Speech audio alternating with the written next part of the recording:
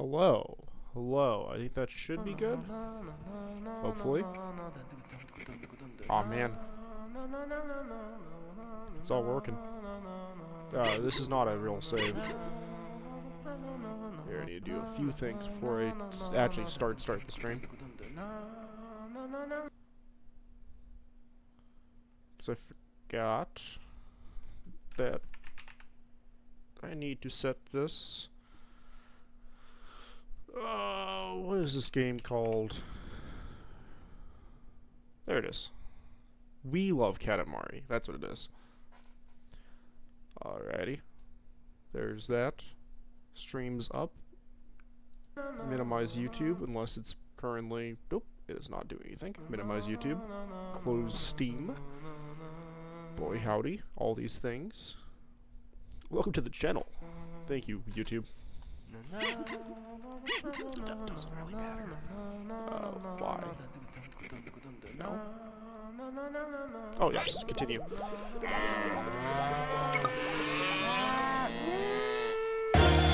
a lot of cow sounds.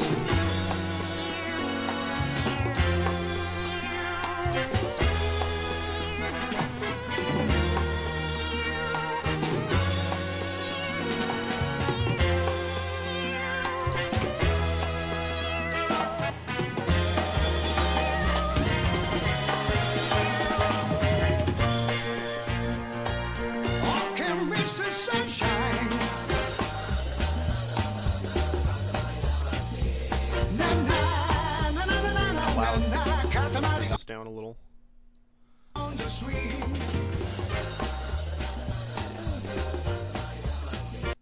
down a little. That should be better.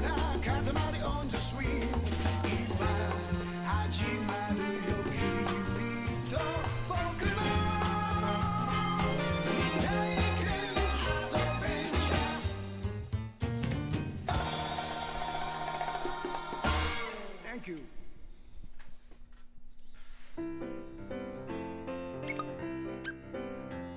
What? Didn't I just say okay to the game? I guess not, whatever. The great cosmos. A world of mystery both tantalizing and terrifying. Not a very well publicized world to understand, but a glamorous and influential world nevertheless. I've also heard the art style of this game. Very stupid, very fun. Bold yet sensitive and rugged to boot. Tolerant and compassionate with a heart deeper than the oceans. Such is the great cosmos, and the king that rules over it is marvelous to behold. Except for the one time that he destroyed all the stars in the universe. No big deal, really. Having come to and realized the folly of his ways, the wisest of kings sent to the planet Earth his beloved son, the prince, and commanded him to make a Katamari of ample proportions.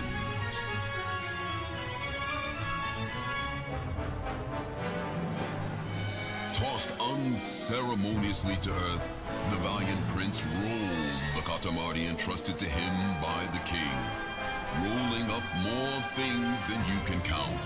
Vaulting boxes, pencils, erasers, postcards, ramen, So is this just a recap of the previous game? cows, sheep, this girl, that boy, moms and dads, bicycles, motorbikes, homes, buildings, rainbows, clouds, islands, rainbows, and dreams. I feel like hopes and dreams as things being rolled up. The prince rolled them all up. Rolled and rolled until the Katamari was big enough to be lifted up to space to replace the shiny stars that were so grievously lost. And that, dear friends, was the plot and purpose of the fabulous game called Katamari Damacy! Its popularity Stupid way to recognized say no that. boundaries or borders, and it rolled right out of the game to bundle away the many and sundry ills that blight the modern world. Overnight, the king that a found gun? himself a It is a gun. superstar. The adulation of the crowd knew no limits. I want to meet the king. I think he should be bigger. The king is so cool. I want to roll up more stuff. Oh dear, such a chorus. Fans crying out from all over the world for the magnificent king to do his thing.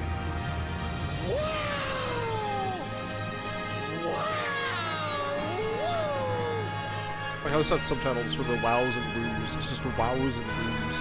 Also, this game keeps getting fucking louder. Holy shit, why is this game so loud? It's still loud. Like, I'm decently loud, but man, the game is just... it's on one.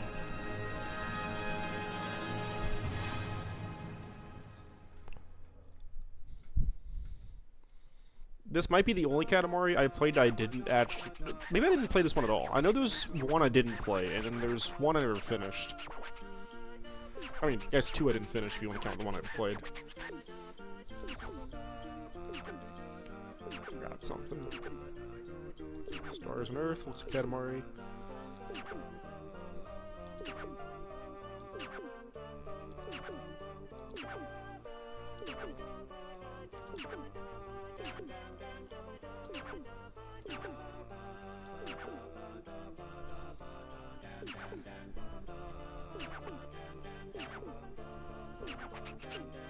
You have good chins, I guess. I wonder if people actually do rock that look with the whole, like, just the chin balls shaved off. It's a powerful stand, man.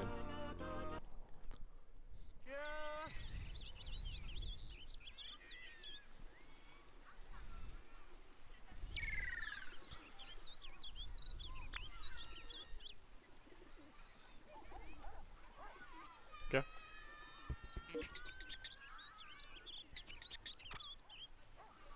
I think it really must be fun. I'm sorry, I've forgotten.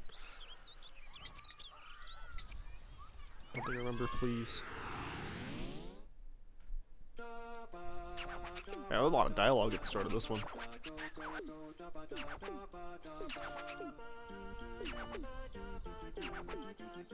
I think the one that I play the most with the Katamari games is Katamari Forever, which I think is the fourth one. I'm pretty sure that one came out on Xbox 360. God, this is so cool. That guy's simping. Oh yeah, back here again. Oh, this game loads too fast now.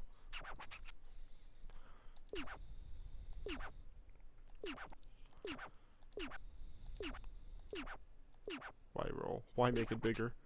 I ask these questions all the time.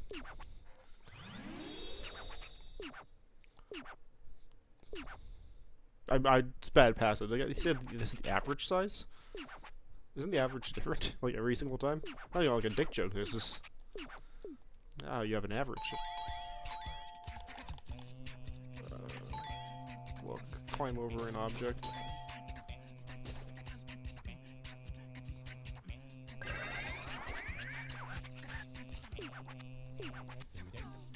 Grow big.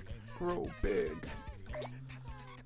I've always loved the stupid music in this game. And it's actually kind of a bummer, because it's one of the few, like, game soundtracks you really can't find, like, a good copy of.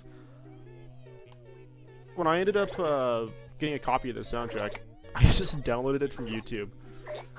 And saved it to my phone, because I liked it so much. It's very, just dumb and fun.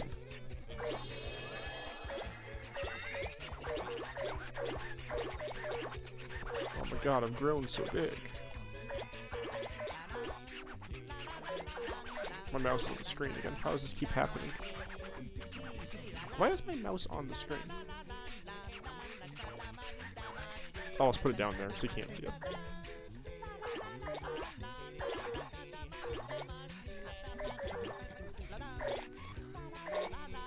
I don't know if this game or the previous game, I don't know when, like, the Katamari games really focus on, like, the 110% completion rate is for stuff.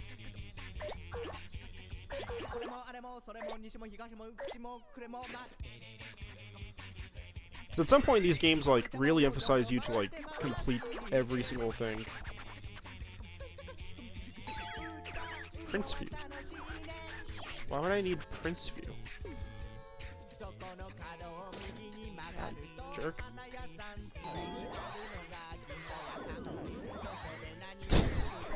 I don't remember that ever being an option in the game. Sure, man. Why not? Whoa. It's a little bigger and be able to roll with Ace. That's Ace. Ace is kind of aggressive, man. All these, like, tutorial levels are about the same concept. They do differ just a little bit in terms of how they look, which I find kind of odd that they actually bothered to do that.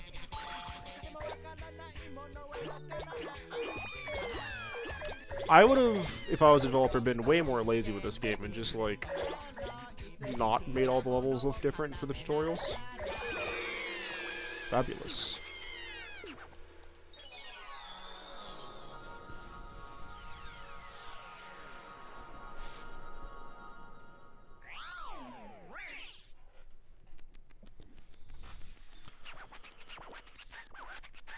Very odd scene.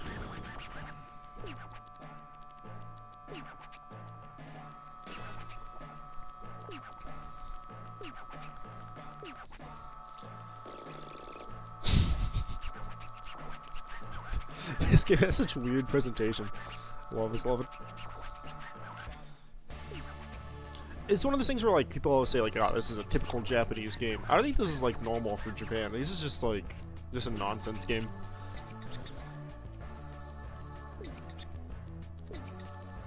It's totally the best Katamari Dynasty. Token of thanks I offer you. Oh, really?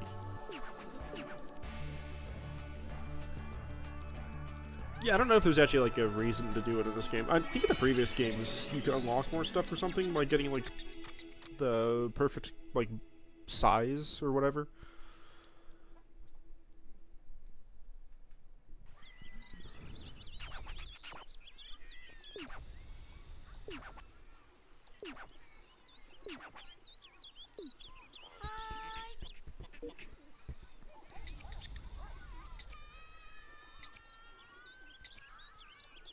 Sure. So I guess the people are the starts of levels in this one. I don't remember what the starts of levels were in the last one. Like I said, I played a lot of Beautiful. So Beautiful, I think the starts of levels are like houses or buildings.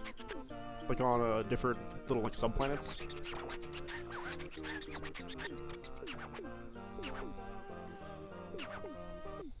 Yes, let's go. It's funny that that's so much quicker. I remember, like, spending so much of my time just doing that.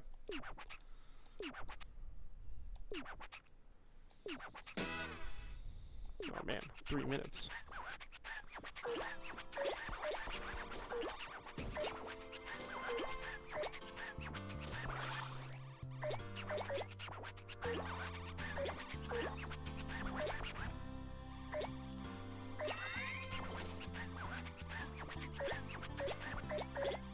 Oh no, I didn't mean to fall off the table.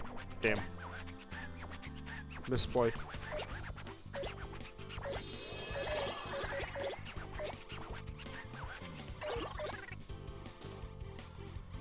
Yeah, tactical misplay there. Table's great for early game. That's okay. I probably will not go 100% completion in this game. I think I've 100%ed only one of the Katamaris ever. It takes a while. These games are not, like, quick completions. Either definitely fun, and, like, as a wind-down game, like, it is take your time, mess around kind of game. It's definitely worth it. I don't think I can actually get up there. I can't.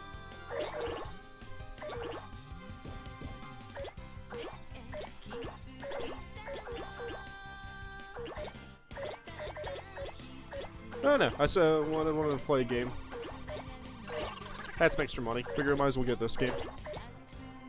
Because I've been playing Diablo 4, and I don't know. I'm not gonna say this game's worse or better than Diablo 4. Very different games.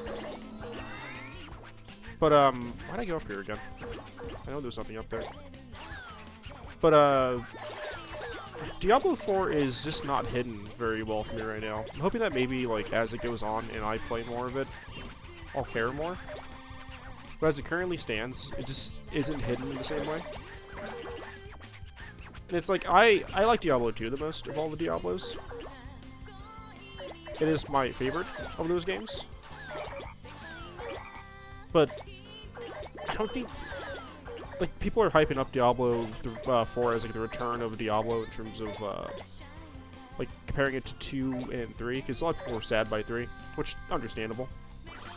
Okay, turn around. But I don't think that, like, I don't know. I just don't think that Diablo 4 is that similar to 2. Like, aesthetically, kind of, yeah. But I feel like gameplay-wise and whatnot, it's not very similar to 2. It's the same basic concept, you know, you roll around killing mobs, whatever. But the actual, like, the ins and outs of the systems feel very different. They feel more so like a weird, oh, the spider. Like a weird version of 3.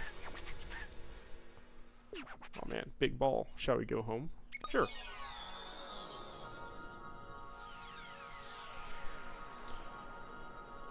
It could also be that I'm playing a sorcerer in Diablo 4, and as far as I've read, sorcerers are fairly underpowered in terms of the game.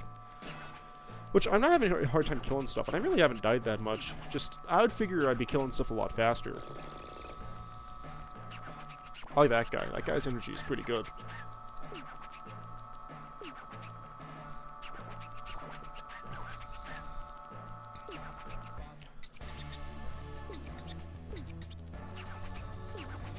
I don't know. I feel as if Diablo 3 got to a really good point at the end for people who are, like, crazy about just grinding out, like, gear and loot and stuff. And that was pretty satisfying. Like, I liked the loop. Path of the Lion.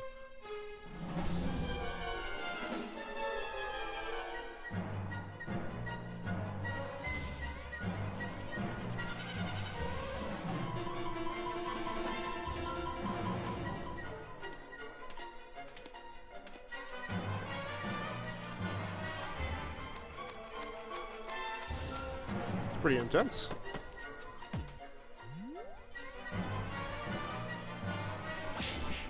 Yeah, I don't think I've ever played this one. This all seems very different.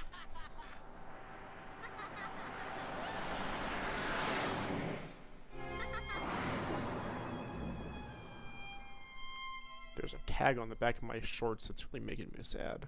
It's like hitting me. Tuck my shirt in. That storyboard is quite interesting.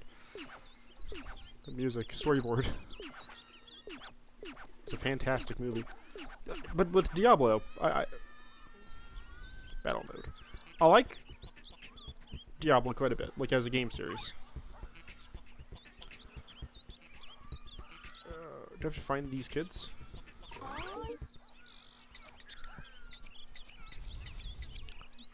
So skip. Yeah, I'll play this level. I'll watch little movies and things, but I'm not gonna bother really with the conversations going forwards. Because I played a lot of like Diablo and those kinds of games, and I enjoyed them quite a bit. Hey, there's presents. I don't know if there was presents in the last one. Ah. There's like nothing to roll. There's still nothing to roll. There we go. And I've always liked Sorcerer, or I don't remember what I played in 2. I might have played the Druid in 2? Or whatever it was called. Whatever, like, the one that lets you transform as.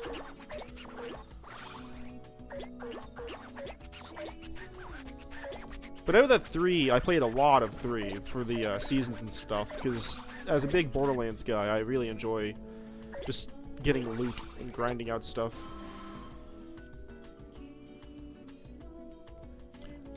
Man, this one's not as easy, is it?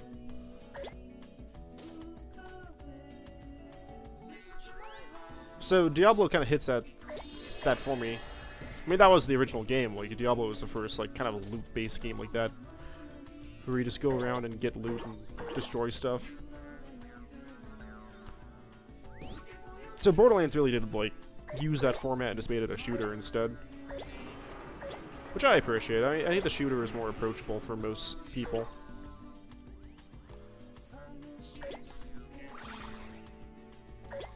It's also funny though, because I'm seeing people freak out about Diablo 4's like seasonal content.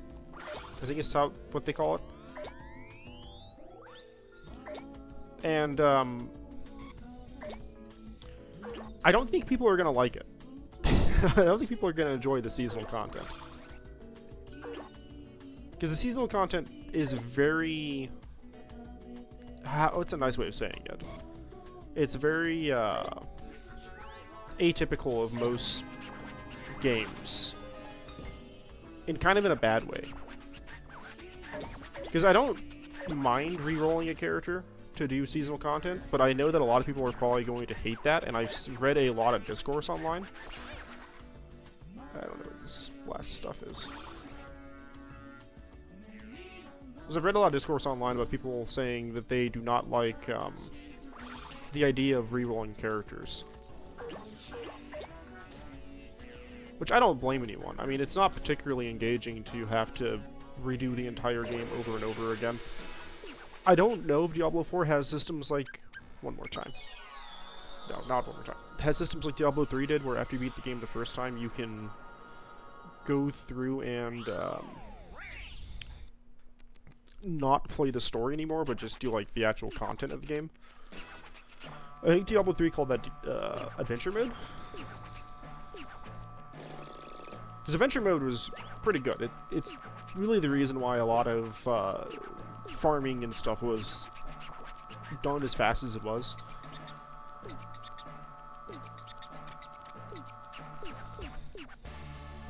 Yeah, it's a decently sized ball. But, with Diablo 4, though, I feel like it's not going to have that content, because it's more so relying on the open world, like, event system thing. Which, fine. You can now put items on blueprints. Presents.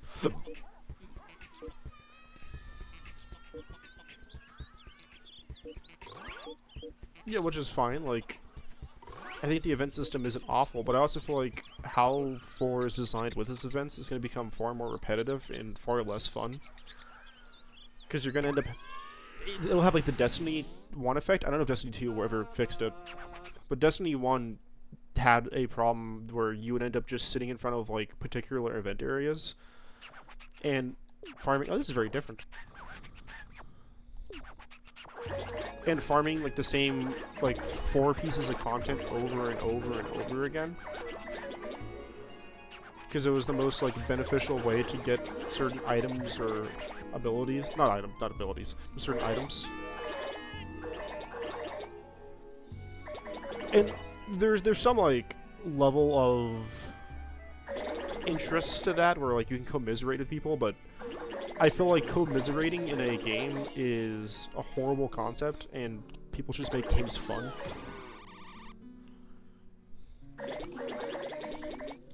Like, instead of making a game where you have to farm one particular piece of content over and over again, just make it so you can farm like various content, and some drops come from one thing, so you can farm particular drops. I think Borderlands 3 did a particularly good job at that at the end of its experience.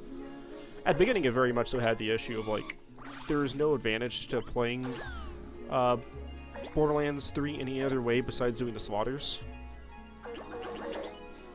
But as time went, I do think they fixed that. So it's now, like, actually reasonable if you need to get a particular item or shield, gear, whatever, that you can go, well, okay, I need this thing, I'm going to farm this thing now.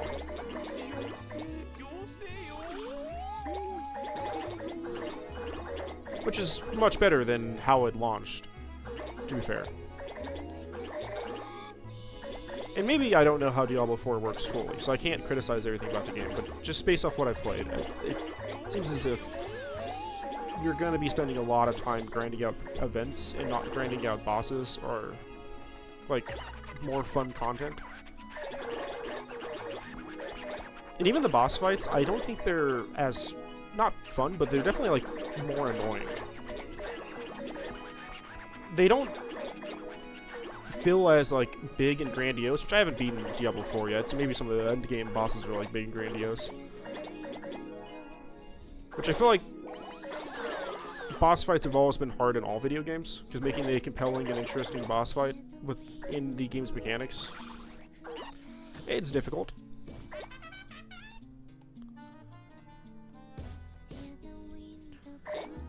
I don't think minigames actually succeed in making compelling boss fights.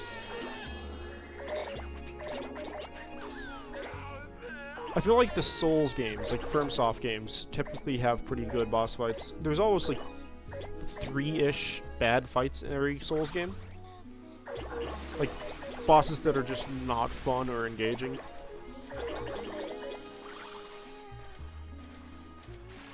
But for the most part, I think that they do a pretty good job with that.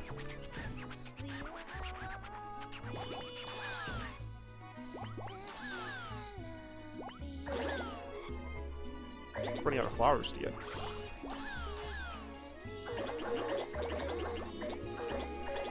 Like, Tears of the Kingdom had pretty good boss fights. I'm not going to talk about any of the story bosses in case somebody hasn't beaten that game yet. That game has, like, so much content to play, so I understand if somebody's taking their time.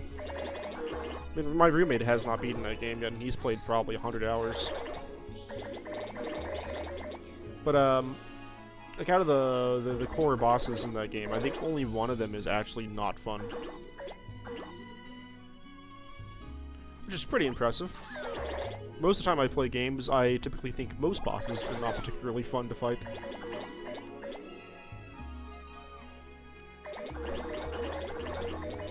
Because a lot of bosses are just like the same thing conceptually over and over again.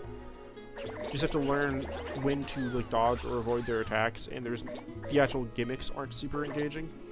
Or the gimmicks or the entirety of the fight. I don't think the Tears of the Kingdom has the best fights ever, but I think they're reasonable and they're not too long, which is another issue I often have with almost every game I've ever played, is boss fights can be so long. That's why a game like this is so compelling to me. Because it's just a fun game, you just roll around. It's gratifying in a way that, like, most games aren't. Has good sound design, has good presentation.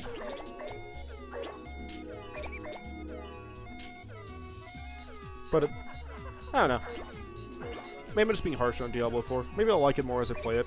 That's happened occasionally, where some games, like, just when they come out, I'm just not super thrilled on, and it just takes a little while of me, like, playing them for me to get better, not better at the game, but get, like, a better grasp of the game's mechanics and everything going on. As it currently stands, I'll probably play Diablo 4 more eventually. I just don't really want to sit down and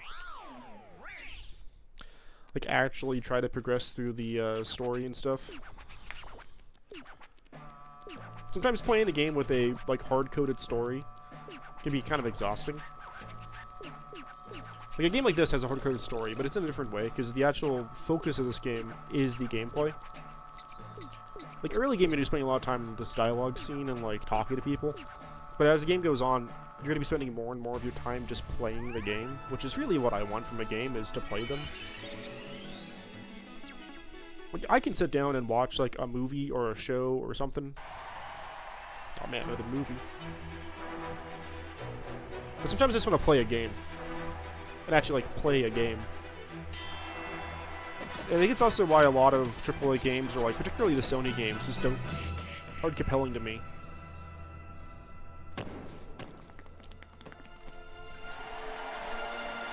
Because so much of those experiences aren't playing the game, it's like looking at a thing or reading or like trying to understand what's happening, which can be gratifying. I'm not discounting or saying they're not, but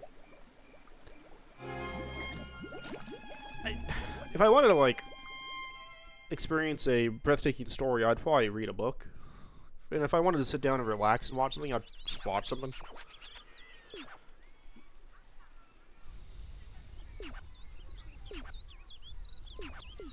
Okay. But, What was I saying? Like, I find that I like books a lot, and I've been liking books more and more as I get older.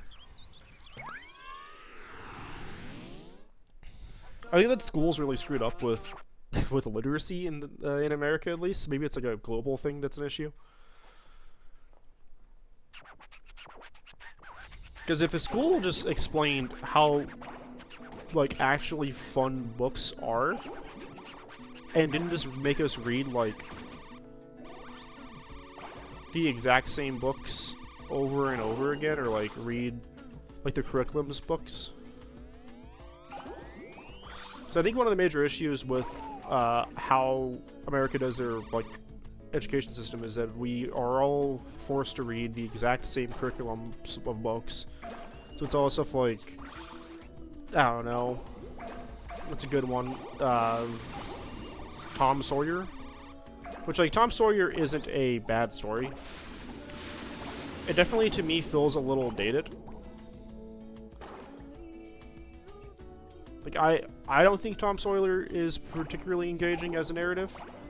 I usually use it as a method to talk about gaslighting, because Tom Sawyer is one of the most interesting situations of gaslighting to me, where an entire, like, character is gaslit into dying, more or less, because the Adventures of Tom Sawyer is just him, like, tricking a guy into following him, and then that other character eventually dying due to Tom and their actions. Words. But I do think that if schools were like, hey, we just need you to read some books, here's like a list of 100 books, then write a report on them, instead of being like, hey, here's one book everybody's going to read. Everybody read this book.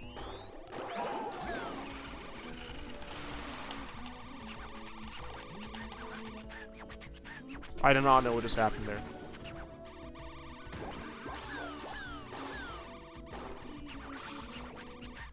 So I need to avoid hooks.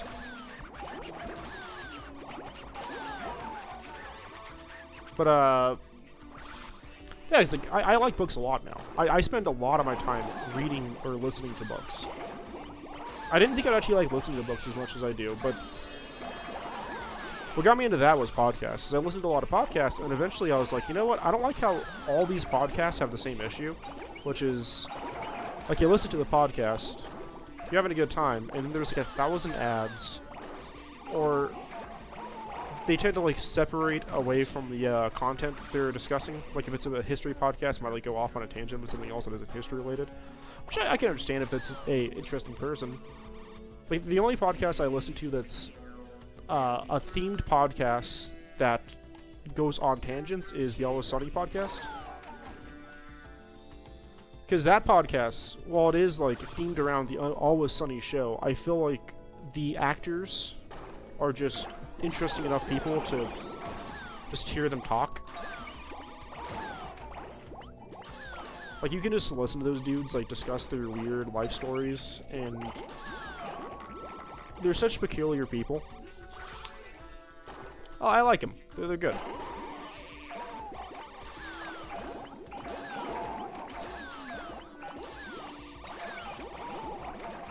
I think I'm big enough to leave now.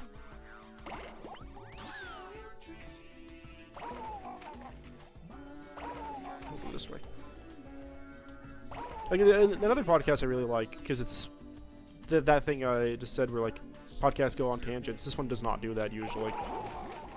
Is History That Doesn't Suck. Because I like history a lot. History is particularly interesting to me, but a lot of history-based content, when I do a little bit of a thing, a lot of history-based content tends to be more so just sensationalist history. Like it only explains the super like controversial or diverse history. But you know, it matters, and I'm not saying it doesn't matter to discuss those topics or like talk about that stuff. But in that same regard, I think that a lot of history is interesting, and it's just how you present it that matters. History That Doesn't Suck, I thought American history was not interesting in the slightest when I first learned about it in school. And then this podcast showed me that, well, it's not that American history isn't interesting, it's that the education system sucks at telling people history. it does such a poor job in explaining like why the founding of America is a actually compelling thing to learn about. Instead, it's all just like years and dates. It doesn't actually give you a reason to care about these people, and to some extent I understand, because it's hard to care about something like Thomas Jefferson, you know? I might not make this one. Thomas Jefferson is one of those historical figures that I feel like is so contentious, and justifiably so. I'm not gonna say that like his ideals on slavery are like not taboo, because they very much so are. But undeniably, they're interesting people, and their stories are interesting. Their ideals are flawed, and I feel like that's something history needs to be approached with, is like all history is kind of like not great to some extent. Like a lot of it's based around like racism or controversial concepts. And it's a bummer, but it's just how it is. You can still gain some meaning from it though. Like you could still look at those situations and those themes and go, wow, I can learn from these experiences. And that's why I like the history stuff. The historical podcasts like got me into that more again, because I liked it a lot in school, but school really like pushed me away from reading and like actually caring about education. Since I left school, I've definitely learned more and have focused way more on like things other than just like video games and like pop culture.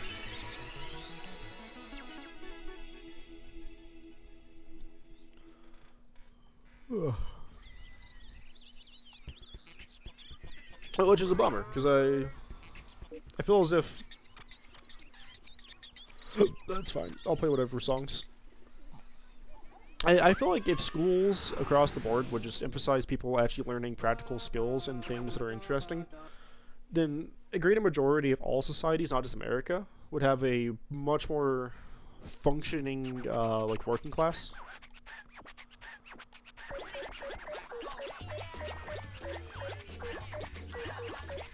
I think there's like studies being done that that a lot of countries are having issues with education right now, which I'm actually seeing it firsthand, because it's pretty funny. I live in a college town, and this college town I live in, like, I get to meet a lot of, you know, I'm not like super old, I'm 28, but a lot of the younger 20 people who are just going to college. And all of them across the board have no clue what they're doing in terms of education. So they're just going for like whatever pays the most, or whatever is like kind of something to do. Like their parents maybe do that, so that's what they're gonna do. Which isn't a bad thing. I mean, like, you know, my father is a automotive technician. He's been doing that for 40-something years. That guy spent like all of his life in that field. And it's not invalid for somebody to be raised in those conditions and go, you know what, I want to be a automotive technician too. In that same regard, though, it's not necessarily like the thing that everybody needs to do. And I don't have any passion for that field in the slightest. I've tried. So when I meet people who are in college being like, yeah, my parents are accountants or whatever, and I'm like, cool. They're like, yes, I'm going for like business management accounting, and I'm like, what, do you want to do that? They're like, well, what do you mean? The concept of want versus do is so funny. Because across the board, a lot of the college kids I talk to will tell me, well, I mean, it makes a lot of money. And it's like, that sounds horrible. If that's your entire rationale behind doing an action is because it makes money, that's kind of sad, man. Like, I actively choose to not make a lot of money because I'd rather live comfortably and, like, happy. Loading.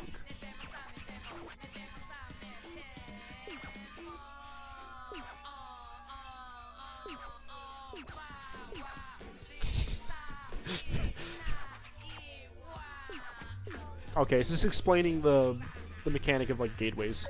I was like, what the hell is going on here?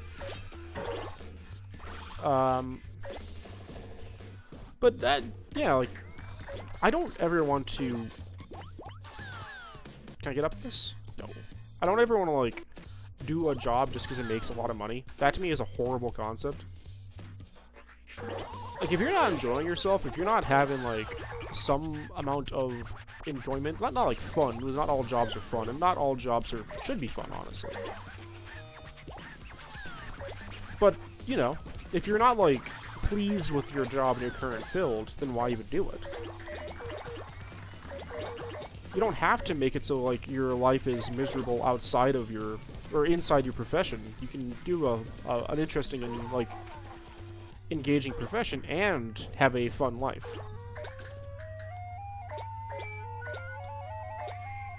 These have the worst sound. I hate the microphones. I don't know what's wrong with them. But, like, I was criticizing one of the college kids I work with, the job I'm at.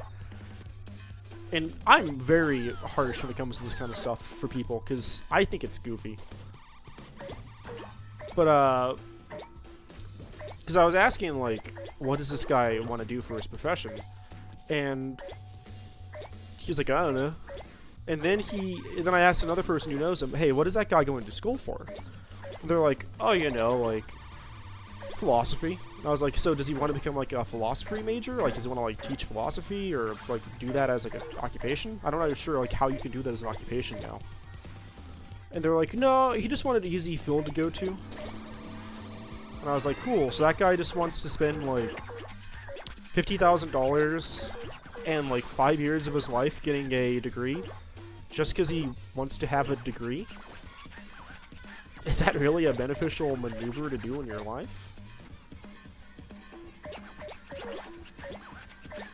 Like, is that actually something worth accomplishing? Because if I had a kid and they told me they want me to help them fund them, like, pay for their college, get them through that stuff, and, like, you know, whatever, I'd be like, sure, yeah, I want to help my child out. And if they told me they wanted to get a degree that they're not going to use, I'd tell them to fuck off. I would immediately stop helping them. Because at the end of the day, I think that a lot of people can benefit from just doing, like, jobs that don't need particularly harsh degrees.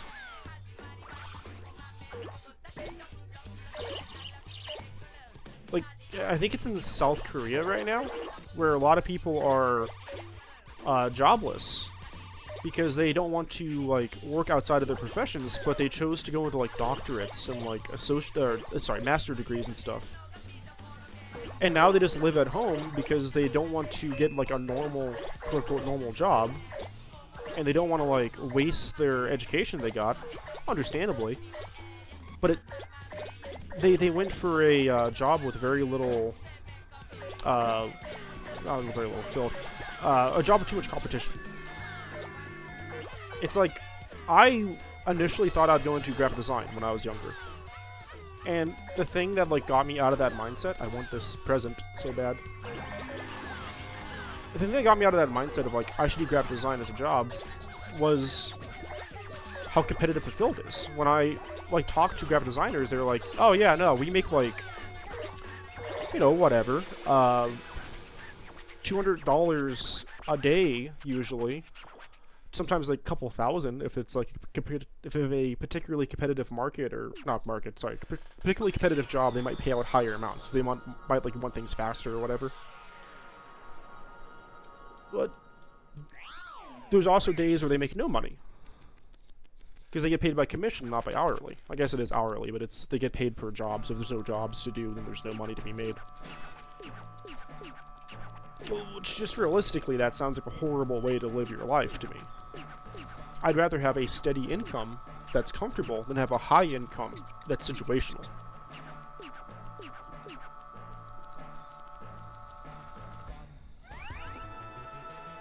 Then again, though, I think that a lot of people just want to do, like, the get-rich-quick kind of concepts. They don't want to, like, really... They don't really want to, like, spend a ton of their time performing a action if they're not going to make a ton of, like, money off of that. I need to fix this audio balancing. hold on a second.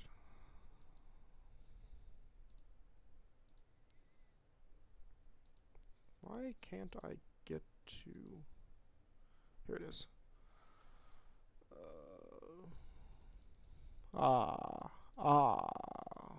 Probably like...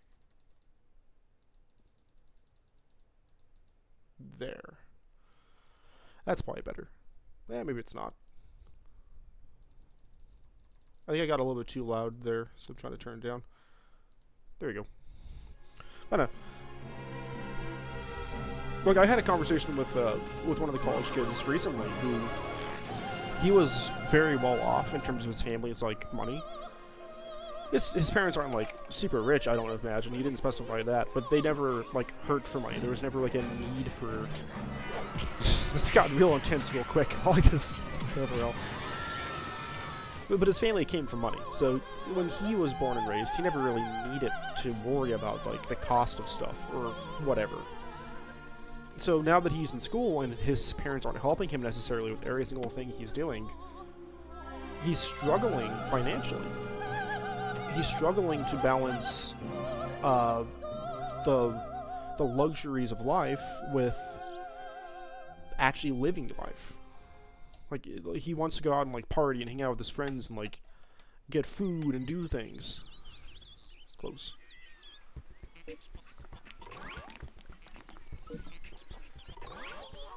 What's this little dude?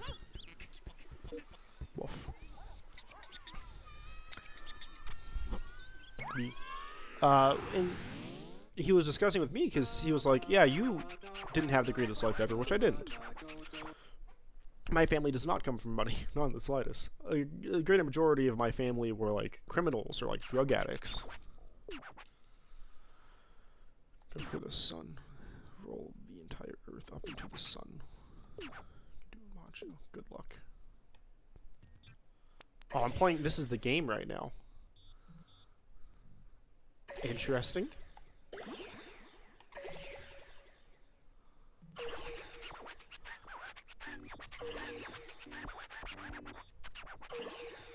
Oh, is this supposed to be like I can't do this yet because there's not enough like planets I've made? Because I need to make bigger and bigger planets. So the dog is like the end game.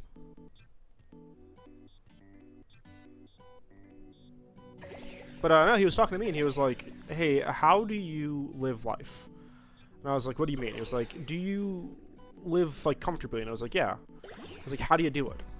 Because I don't make too much more money than he does. I do make more money, but I think a lot of me making more money is more so based around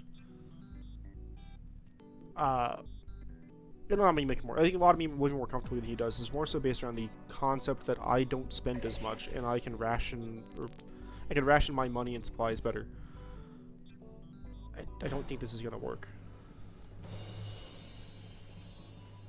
I don't think this is gonna work. I missed one planet.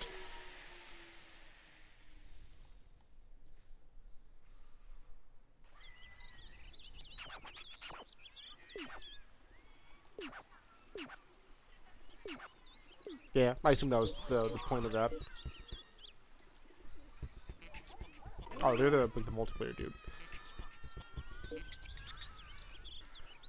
And, I don't know. I think that one of the things that parents really do that screws over their kids is they just baby them too much. Like, they give them too many... Not too many opportunities. They don't give them enough chance to grow personally. And they tend to, like, just have a particular plan for their children. And that plan isn't always the most beneficial to their kids developmentally. It might be beneficial, like, money-wise or, like, in their mind, but in terms of, like, developing a stable and healthy individual, I think more often than not, the best thing you can do for your children is not to, like, plan out their entire lives, but let them make mistakes. Let them do things that might hurt them, because that's the best way for them to learn what is, like, proper. A lot of people I meet, particularly in the college age scene, I've learned that, like, they have never experienced anything, like, at all, and it's kind of crazy. Like, because I was, like, poor and didn't have very much growing up, I learned how to like fend for myself and do things myself. It's like when I got to like living on my own, I never had to ask like, oh, how am I gonna make food? How am I going to eat tonight? Because it's always been like, oh, well, I know like those skills. I know how to like ration food out or like not be an idiot. Loading.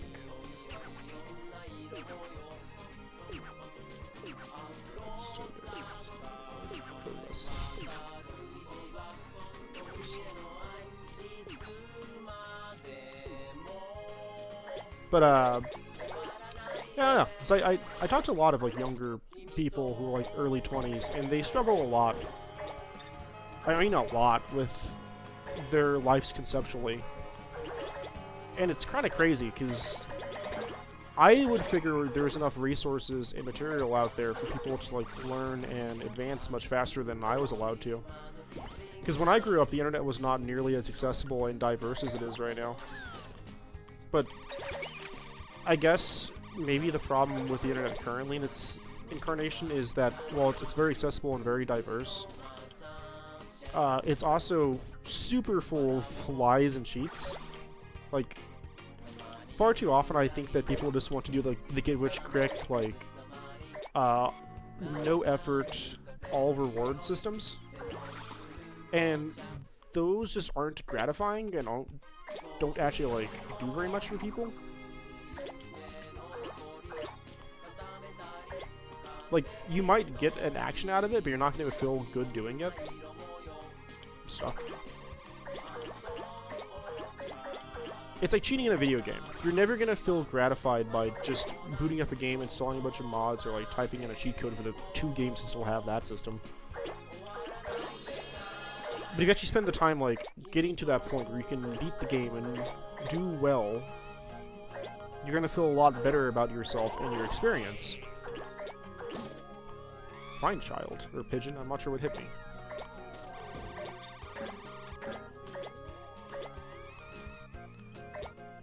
And it's also why I think that a lot of experiences are catered kind of weird now, because there's not much challenge to a lot of life. Which I feel like that's one of the major issues with everything, is just like, we've really dumbed down a lot of just living into like distilled concepts. And unless you find a particular niche or thing that you like. It's also why I recommend to like all the college kids I talk to ever, is to find a hobby or just something to do outside of like getting drunk and like hanging out with people. Because inevitably what's going to happen if your entire life is based around like just other people and other actions is when those people aren't around or aren't accessible, you're going to just be bummed out and sad and depressed. Which I keep seeing happen, like, you should never base your entire personality and self around others.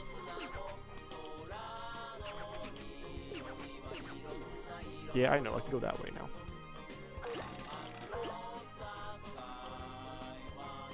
I don't think I've ever played this Katamari before, but like, I arguably have too many hobbies, because I just keep picking up more and more dumb hobbies and just having fun with it. I'll grab some things over here. I know there's a bunch of like things I can grab now.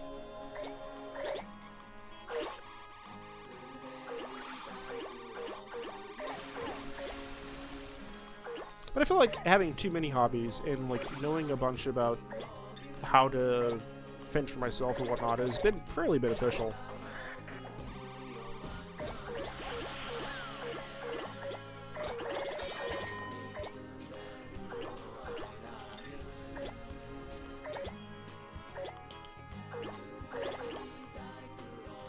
These masks.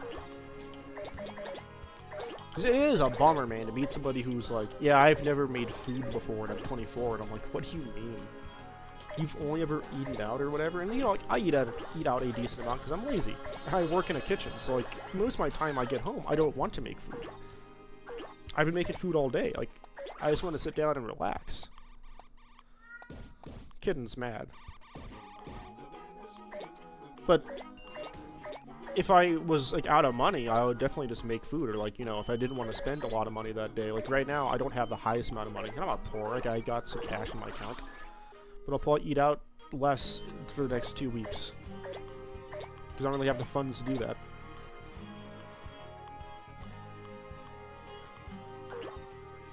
But some people I meet are like, yeah, I'm just not going to eat today, or like, I'm going to eat almost nothing because I didn't make any money at work, so just don't have any cash to like go to McDonald's or whatever. And I'm like, dude, if you if you need like $5 from like your job every single day, like in terms of tips or whatever, just so you can eat food, you're probably not living life very well.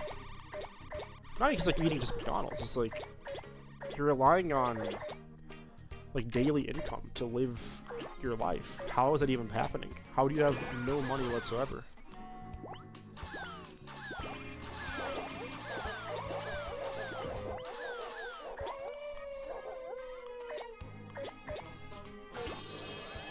I don't know.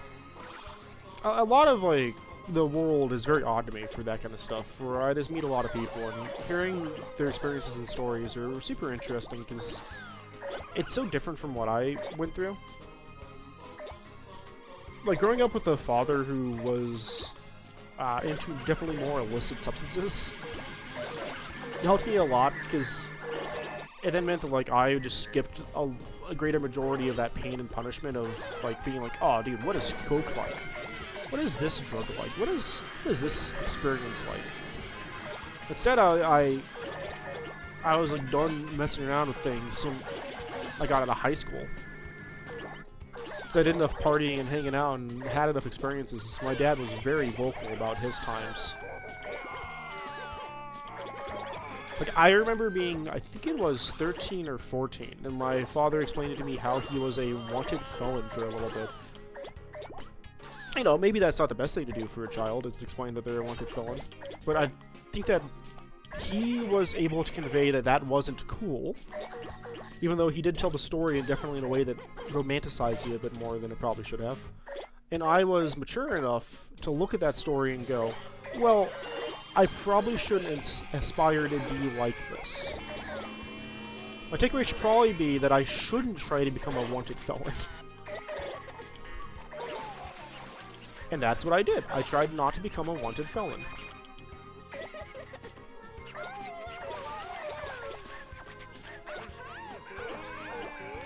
Turns out it wasn't too hard to not become a wanted felon. Following a greater majority of the law, pretty easy. I do have. It's just odd. It's also odd because, like, I was asked a lot recently by some of the college kids, like, "Hey, do you want to be rich?" And I told them, "Why would you want to be rich? Like, what is the inherent benefit to having that much money?" I use the example of, like, you have a $7 bill versus a $500 bill. Why would you want $500 bills every single day? What benefit would that have to you? Because, just speaking from health conditions, like, at some point, money bottoms out in terms of being healthy. Like, if you're saying, oh, I want to be healthy, so I need to have more money to eat healthily. Yes, that is true. Usually better quality food that is made better with better ingredients is going to cost more money. But not, like, an insane amount. It's usually just uncomfortable. But having so much money that you can, like, buy anything, it isn't going to be beneficial. And it's something you see time and time again with a lot of individuals, where they become so desensitized to the normal world due to them having so much income.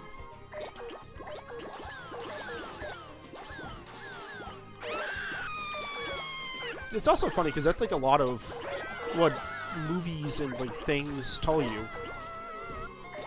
Because that's kind of the point of, like, The Great Gatsby as a movie, is to be like, hey, maybe money kind of sucks. It's also the point of, like, American Psycho, to some extent, is to show a character that is so desensitized due to his upbringing that he becomes, like, immoral and, like, unhuman. So particularly it's funny hearing people be like, man, I love American Psycho. Bankman? I think his name is Bankman. The main character of that is so relatable. I'm like, I'm sorry, I bumped my mic. How is the main character of that movie relatable? Trying to get drink water and just bump things. I'm an idiot. How is a guy who fantasizes about killing others in, like, just being a horrible person relatable? That guy is, like, inhuman trash, and he is designed conceptually to be that way. It's like looking at No Country for Old Men as a movie and going, man, No Country for Old Men is so relatable. It's not. It's designed to not be relatable. It's engaging because it's supposed to, like, challenge you conceptually as a person.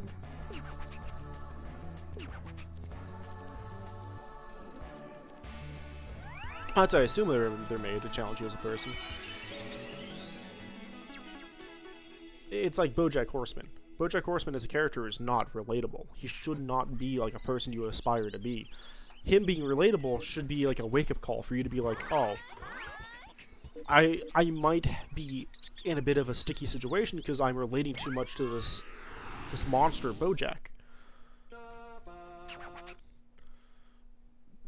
You shouldn't strive to be like BoJack at his worst. You should try to be like BoJack at his better. Being better as a person. This way. And, like, becoming more comfortable with who you are.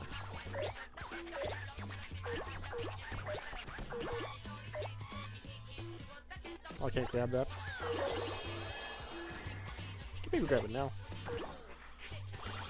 But instead, I see a lot of people who look at something like American Psycho or BoJack Horseman, and they look at those characters and go, man, I wish I could be like them.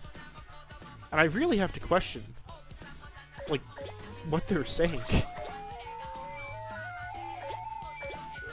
Why are we romanticizing villains to this extent? And not like, you know, looking at a character, who would be a good example of a villain that you can maybe romanticize?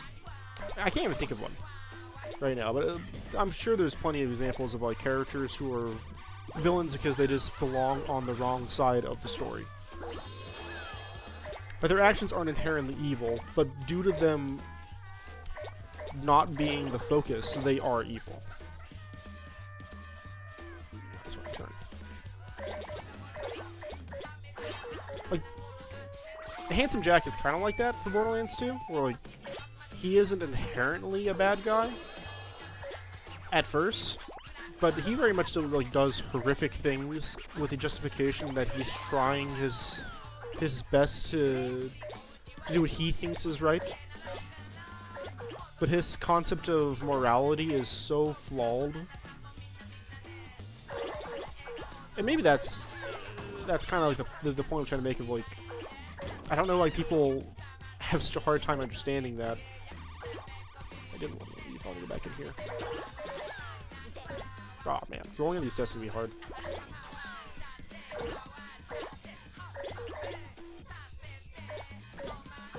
I give up. I'm gonna leave. I tried. I like the song though. This is a good song. No! Damn child.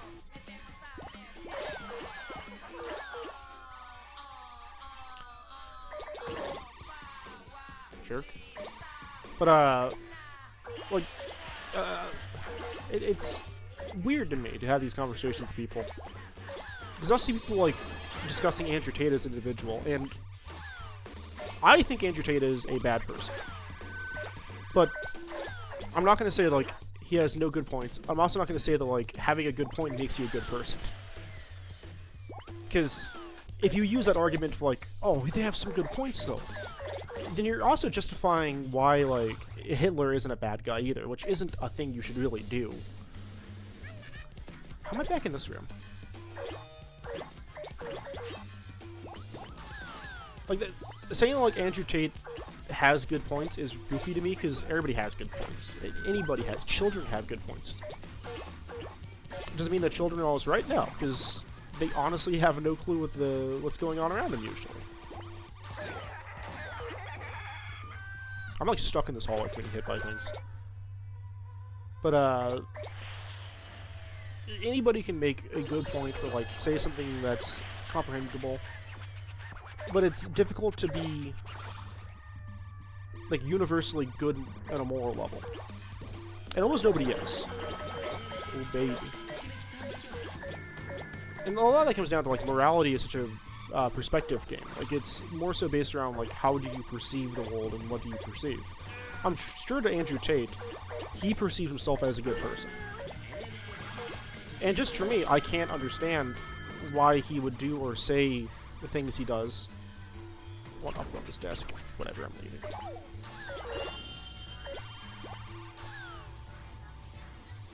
And because of that, I just can't fathom, like, why you would want to identify with him, or, like, as him.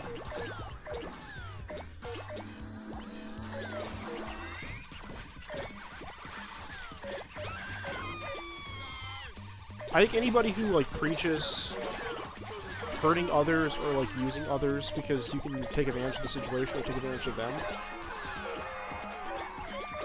it has a very questionable moral ideal.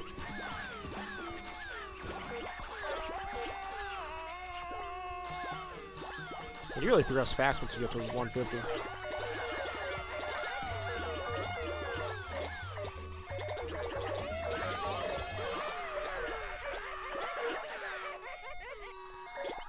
But on that same token, though, like, this is something I've talked about with the Andrew Tate situation with some of the college kids.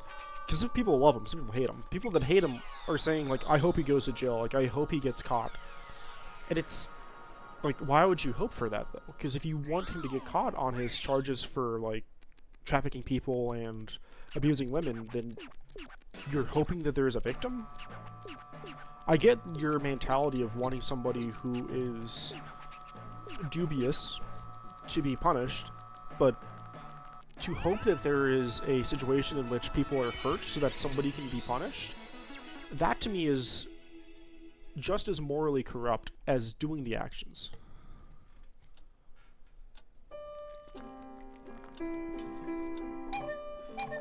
This is dramatically different than the last cutscene.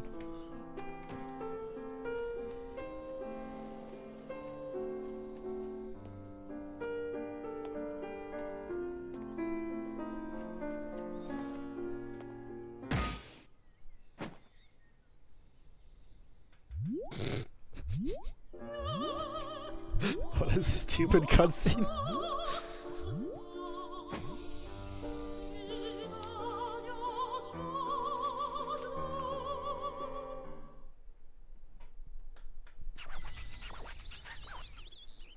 It's great playing with friends. It's confessing your love.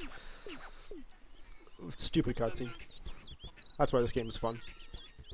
Much obliged. Yeah. I think I'm done talking about Andrew Tate for a little while. That guy's just not a fun conversation to be had most of the time. Because almost every conversation I've ever had with him either goes into, like, completely hating him or, like, loving the guy way too much. Fire battle. Oh, this is one of the special ones.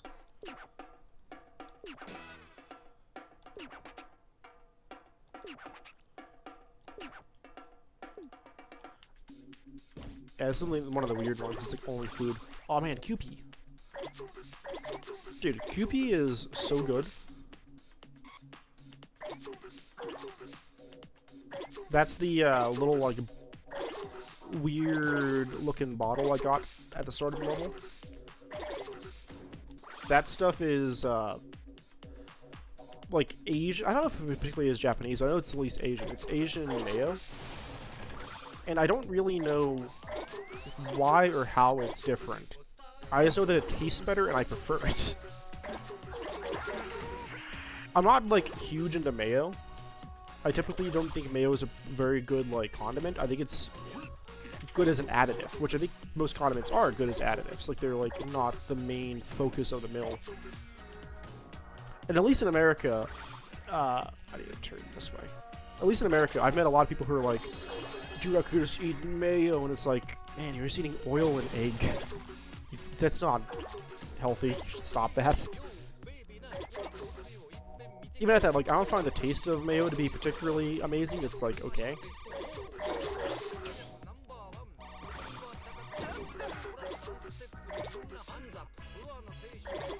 It's okay. Mayo's okay. I usually ask for no mayo if it's a place I know that, like, slathers their food in mayo. Like, I don't remember what restaurant I go to, but there's a restaurant I go to, And whenever I get a sandwich from there, man, they just put all of the mayonnaise on the sandwich. So I've taken accustomed to, like, saying no mayonnaise. Because if I put light mayonnaise, they're going to put, like, nothing on there anyways. So I might as well just say no mayonnaise. It makes me really question, like, if they're just slathering that thing in mayo, is that, like, what people want? Because I worked at a sandwich shop, and when I put mayonnaise on a sandwich, I would usually put it on one side, and it'd be, like, a layer that's okay, but it's not gonna, like, squish out of the sides when you bite the sandwich. That was what my goal was. Enough mayo where you can, like, definitely see it, and you can definitely probably taste it. But not to the extent where it's going to, like, sloppy Joe your hand.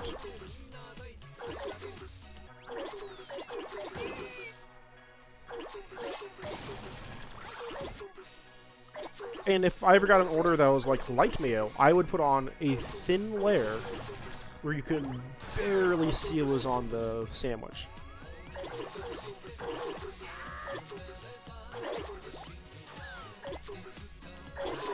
If I ever got, like... if I ever got an order that was, like, heavy mayo or, like, extra mayo, what I would typically do is put, two of, like, my normal layers on both sides of the bread. I would rarely see people order, which I think is the most, like, insane thing ever, like, extreme mayo or, like, heavy mayo. Okay, I thought I had a sneeze. Do not. If I had those, I would just lather that thing in mayonnaise. Because if somebody's gonna bother to ask for, like, extra mayo, they really want a lot of mayo. Like, to an insane extent. I never really saw that much when working in the food industry. It's like that level of, like, mayonnaise and gluttony. I can tell you where I did see it was with this one customer. He would come in constantly into the restaurant. And, I mean, like, a couple of times a week, which is insane to me, because that guy was paying probably $50 in just sandwiches, and I think he also drank when he was there, too.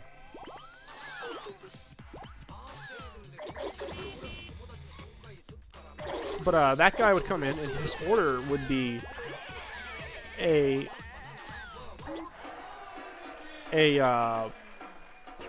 was it?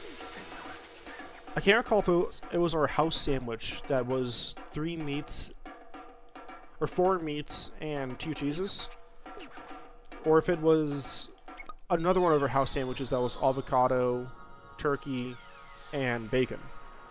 It might have been the avocado, turkey, bacon one. But that sandwich also had ranch on it, and we made ranch in-house, and if you make ranch in-house, there's only, like, 3 ways to make it, really. The most common way is just buttermilk and mayonnaise. It's just a half buttermilk, half mayonnaise with the appropriate amount of seasoning. So, he was getting essentially a mayo sandwich with seasoning on it. It's not quite what ranch is, but let's just go with that. He would also then ask for 3 of the 2-ounce cups, so 4 ounces of extra mayo on the side. Same with ranch. He would also get 4 ounces of ranch on the side. And sometimes he'd even be frisky and ask for, like, another couple of mayo containers. That guy would eat up to about 10 ounces of mayonnaise in a day. He was coming in multiple times a day. That dude is probably eating, like, something close to, like, a pound and maybe 2 pounds of mayonnaise weekly. That guy would make me gag. Because how much mayonnaise he ate. And I thought he'd be, like, some old dude. Because a lot of, like, old people really like to eat just copious amounts of mayonnaise, I've noticed. No, that guy was, like, 30. He was, like, not that young, not that old. He also wasn't a big guy. He was, like, a relatively, like, tall, you know, like, farmer kind of dude. Like, he probably lived on a ranch or something. What the hell are these things? Oh, it's 2 crates.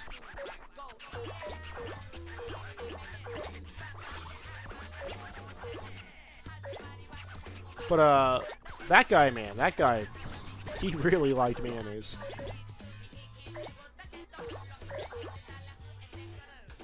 That guy made me, like, want to vomit. It's too much mayonnaise. I can't imagine what the hell that did to his body.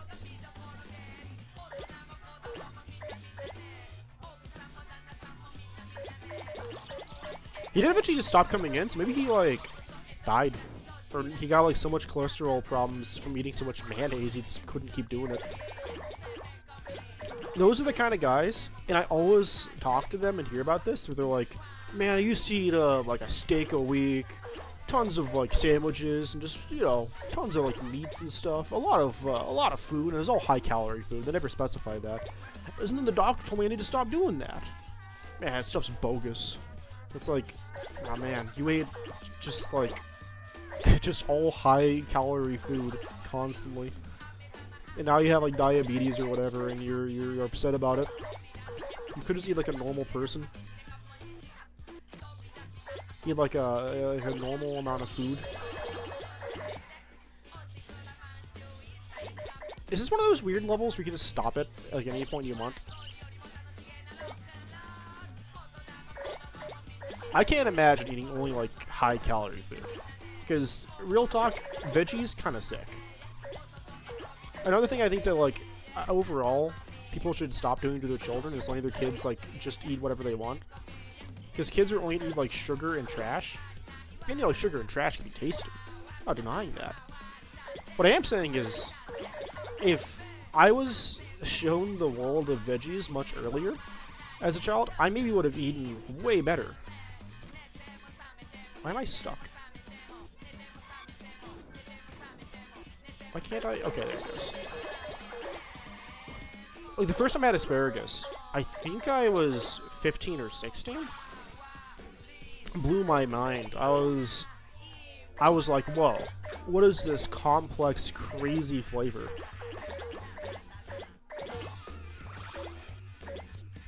I was blown away by how, like, tasty and different asparagus is as a thing.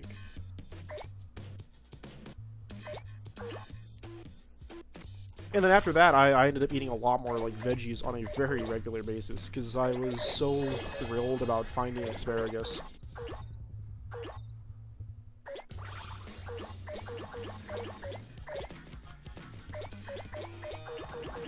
And all it took was me eating, like, some random veg, man.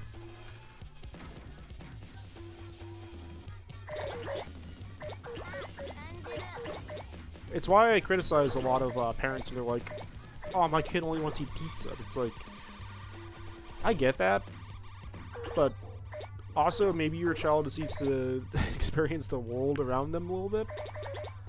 Because I thought I only wanted to eat pizza and stuff too, and then I eventually became like a teenager, and I was like, man, I missed out. I missed out hard. There's a whole world of tasty food out there that I've been just denying. And then when my father, because I moved out of my father's place when I was in high school. So when my father eventually, like, lived with him again for a little bit, he was like, wait, you want, like, all these different, like, veggies and things now? And I'm like, oh, yeah, man, that shit's great. He's like, oh, never thought I would have seen the day. And I was like, well, that's because you never showed me how tasty they are. I thought these things sucked, and it was a universal law that, like, veggies suck. We don't eat them because they're kind of healthy, I guess, or whatever.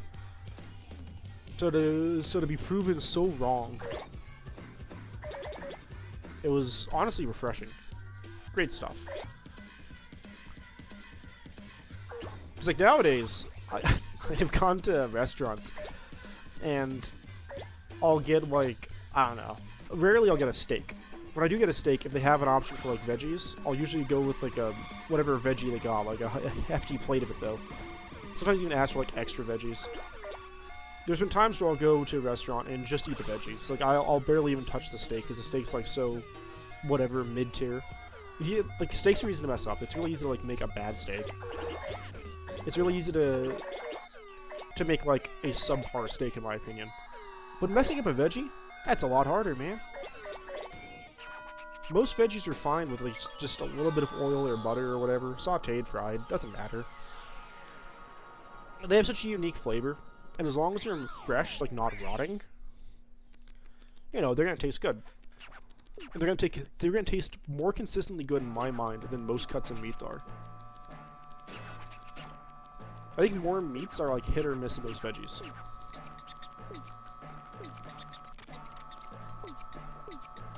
The one that I've gone away from a little bit is fruits.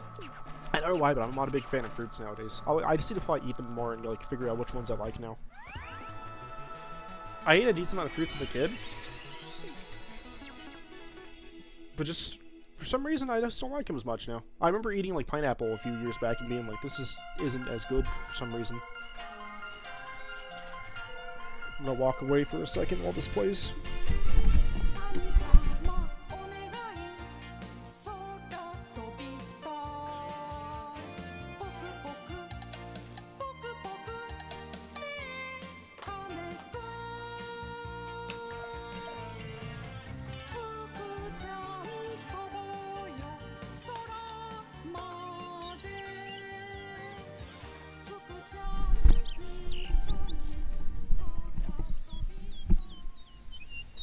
Oh man, they're in love. I walked to my kitchen because I got iced tea from Popeyes because I needed to like get some food and I didn't want to walk to the store today. So I got food and the iced tea was like discounted or whatever. It was like you get this thing of iced tea for I guess like $1 or something. So I was like, you know, whatever. I'll get some iced tea for $1. That's fine. Got the iced tea. I got sweet tea. Man, this stuff's way too sweet. I've been watering it down. Like, I'll get like a glass of it, and they put like 40% water in after. Okay. Control ourselves.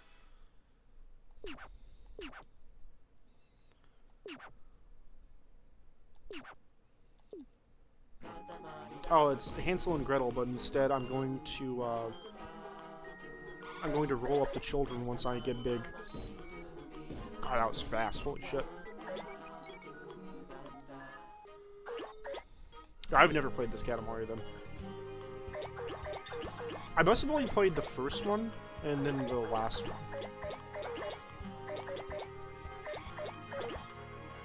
I mean, they're all like the same game. I'm not going to sit here and be like, this one's better and this one's worse. They're all about the same thing. These animals in this particular location suck, though.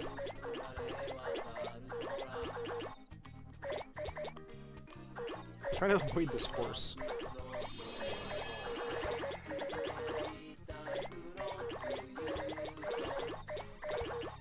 But, what was I even saying before? I don't even know.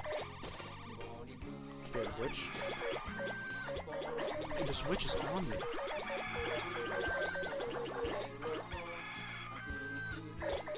Yeah.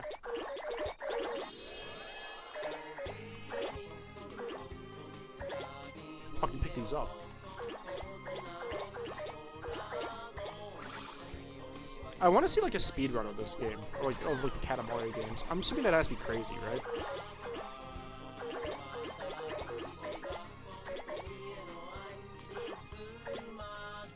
That has to be like an insane speedrun.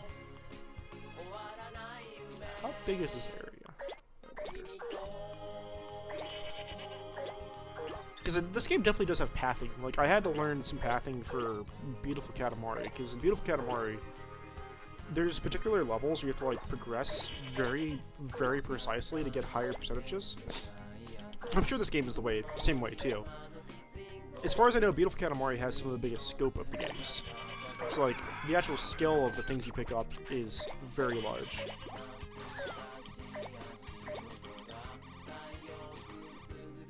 Get those kids now.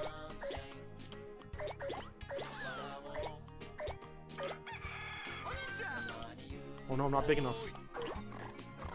This might be the first level I fell.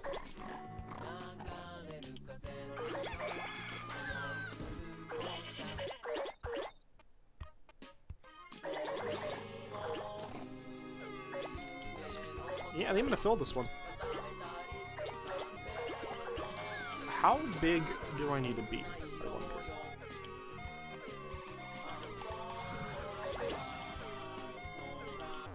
wait, I think I know why I messed up. The gingerbread house is made of small pieces. He said that. I'm an idiot. Oops. Yes, restart. Okay, so once you get big enough to pick up donuts, I need to just grab the gingerbread house.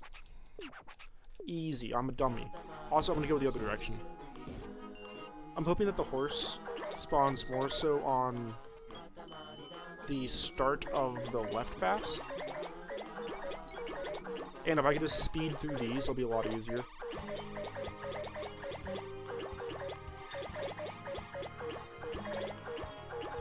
So far, no horse. Looking good. Oh yeah, this is so much easier.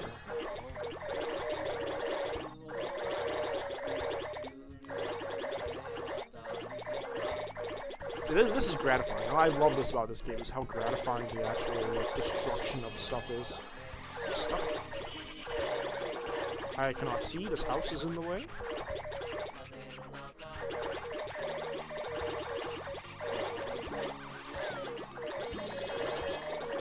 Oh, this is great. This is so much better than what I was doing before. For some reason, I thought the house was not, like, pick-upable until it got, like, really, really big.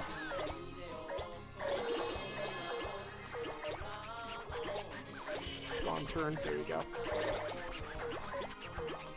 He's so mad. I'm actually hear the cat screaming, but he's mad.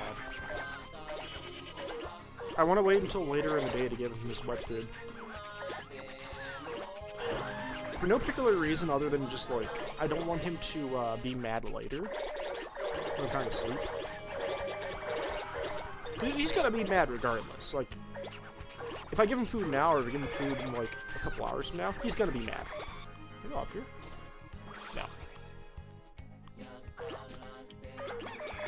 Like, he's just gonna be upset regardless of what I do and how I do it. So I'm planning on giving him food later, so I can try to go to sleep and stay asleep, rather than him like freak out on me.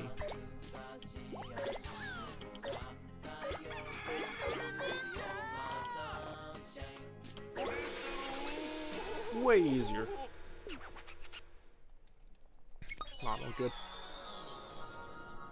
He's one of those weird cats. Like, there's 3 cats in the apartment I live in.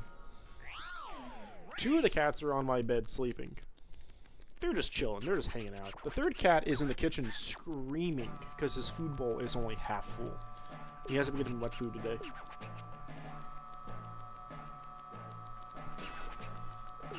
Even though I took him outside so he could play around. I've given him attention. I believe today I've even like brushed him. So like he's gotten love, attention. He's not neglected. But man, does he scream like he is. He sure does act like he's very neglected.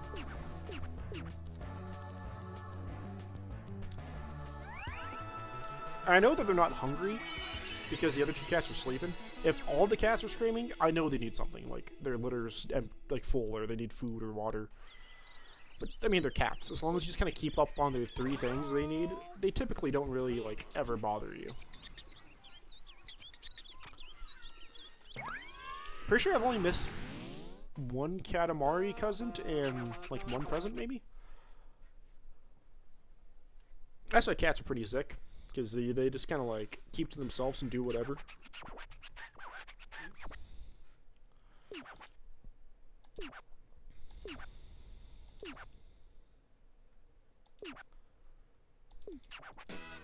Okay, I can't touch water, right?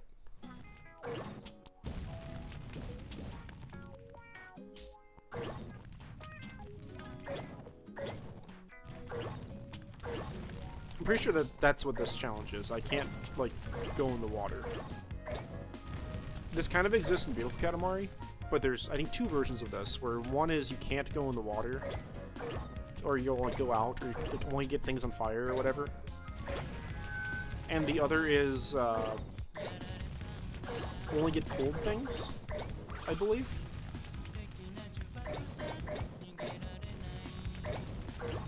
These are pretty good, these, like, balls and stuff. almost big enough for the boxes and food over here.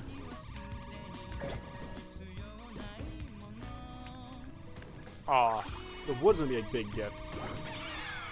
Get out of here, chickens.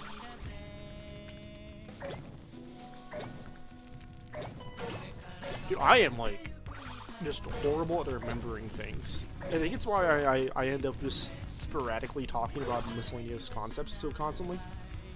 Is I just can never, like, remember what I was talking about or what I was saying before. I've always been really bad at that kind of stuff.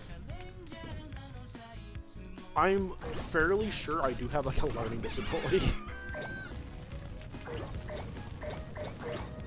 It's a fairly minor one, I would assume, since I got through school and didn't have many issues living. Like, one of my ex-girlfriends was, like, diagnosed with autism, and she was very high-functioning. I don't have any, like, of the, at least the indicators for autism that she had. To be fair, she didn't have very many indicators either. She mostly was, like, light-sensitive and had some, like, problems with, like, conceptualizing things. So, like, she would occasionally not comprehend, like, people. Honestly, kind of a bummer. Not like her not comprehend people, like, it didn't, like, make my life particularly harder. Just hearing her perspective was real sad. Damn guy. It's one of your chairs. Oh, I can't get the chairs. Get the trash. Fuck yeah, trash.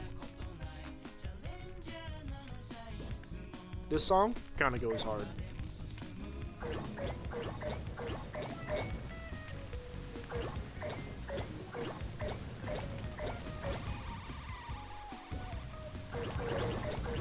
But, I don't know. I often will go on, like, random tangents and just talk about stuff, and I find that, like, discussing the same thing over and over again is pretty boring to me. I like just finding a random discussion point and just going on that discussion for a while. Grab these.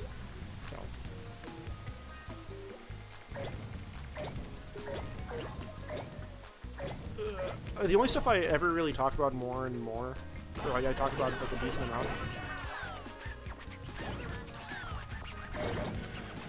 is like some philosophy things.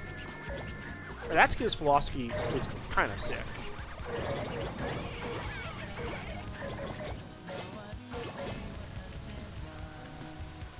Like, philosophy is like conceptualizing the existential dread of the universe. Pretty cool.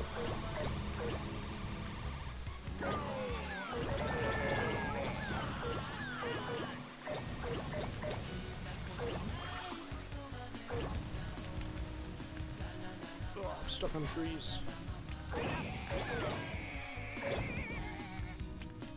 Like, one of my favorite things about philosophy is just trying to understand the world around you and like why it happens and why things are going on. Even though that's all super like perspective-based stuff, like you really can't explain like why somebody would do a bad thing, or like you can't reasonably sit there and say like, oh man, people are bad because of this. Because a lot of those factors and situations are all so situational that I think it's wrong to justify everything under a certain criteria or certain, like, rules. Children. These kids are annoying.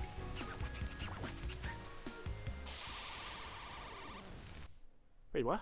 Did I get too big?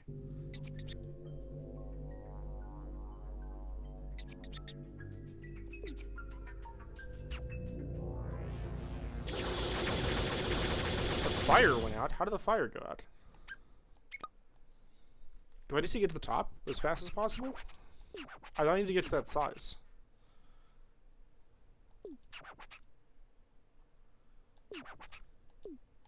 Okay, I'm gonna go up there this time and just have a gander at it.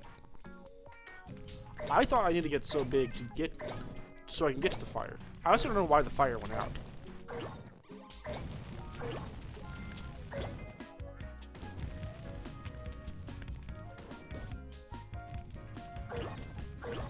Maybe it just goes out if I don't grab things? So like, maybe the bigger I am, the more stuff I need to grab more regularly to keep the fire going. Maybe that's the shtick? Let me get some things over here. I don't know. I'm gonna get big enough to grab those papers, and then I'm gonna go up to the top of the hill.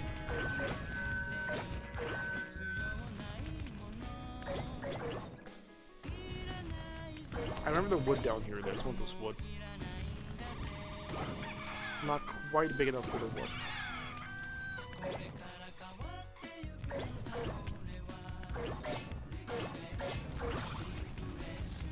I do remember being in school and having the funny conversations about, like, conceptualizing things. Because more often than not, teachers would talk to me about, like, my life and be like, are you sad or are you happy? And I would be like, does it matter? It was always very, in hindsight, very depressing things for a child to tell to, like, anybody. But it was funny to hear, I'm sure, to some extent.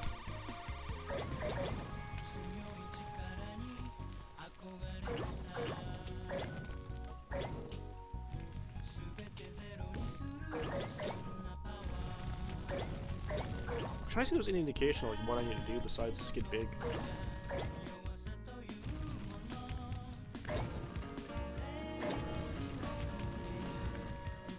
So I'm not big enough for the fire, but I can tap it, so I'm almost big enough.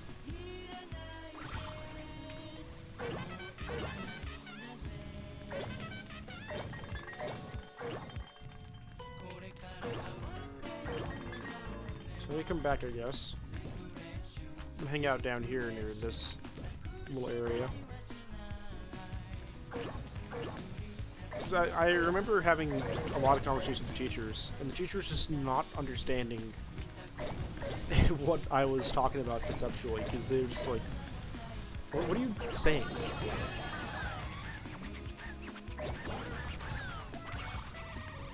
Like, I remember talking to my teacher about, like, math. And it was a weird situation where they were asking me, how did I come to the solution to this problem? Because they, like, how schools teach like math solutions is usually pretty universal. It's always the same way to do it. I don't actually know how schools taught this system, because I think they used like some method I just didn't understand. Like I was confused by the actual method to be used for kids. I don't know why. I just sat there and I was like, this makes no sense to me. So,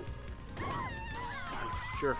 So instead, I came up with my own little method that worked very well, and it was the multiplication table for 9.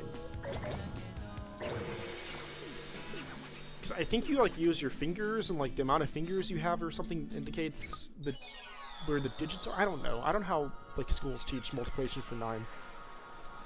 What I did was just look at the number you're multiplying by 9, because it's always following the same concept. If you're multiplying 9 times 2, for example, you're going to use 2, and 2 subtracted by 10 is 8. That's the second number. And then minus 1 from 2 is 1, so 18. And that's how I realized how to do like multiplications for 9s. Because that rule is universal. You can subtract the number you're multiplying by 9 by 10 instead, and then the number left over is always going to be your second digit. And then if you just reduce the number you're multiplying by 1, that number is your first digit. Nonsense method. It worked for me.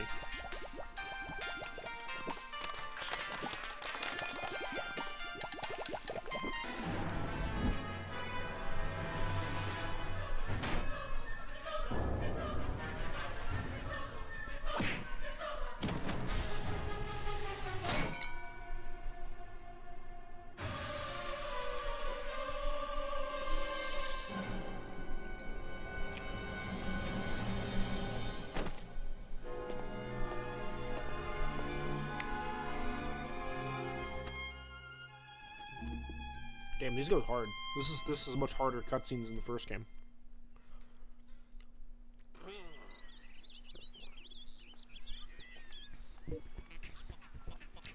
But when I presented my teacher, this new one? Yeah, when I presented my teacher with my method for doing math,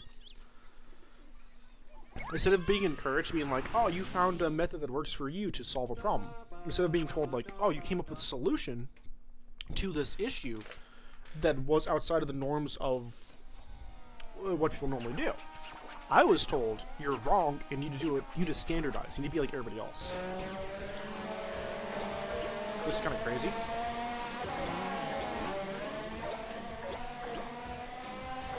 I gotta use both. This is an insane thing. But also, like, you need to standardize. You need to stay as everybody else. You need to not do things differently from your peers. And just not understanding. Like, I remember my teacher telling me this, and me just being like, why? Why would I confirm with what everybody else is doing? Like, what sense does that make to me? Like, if I'm having a hard time conceptualizing the normal, like, rules, why would I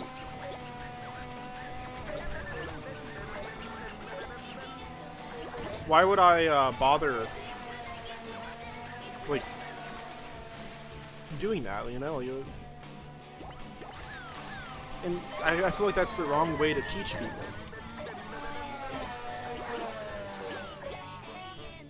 Because instead of me, like, going through and trying to understand the world better and, like, rationalize things in a healthier way, I was just told I'm wrong.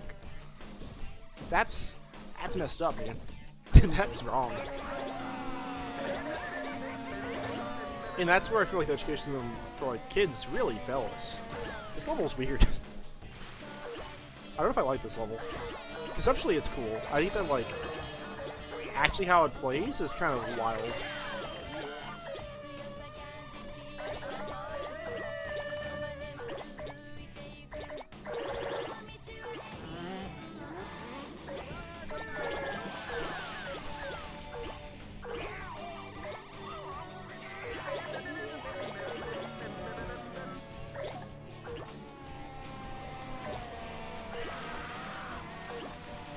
I don't know, I think not allowing a child to, like, understand the world around them how they are going to understand it is weird and wrong. And that's like the stuff like being left-handed. I'm not left-handed, but I have some friends that are, and they were straight up told they're wrong. You need to use your right hand instead.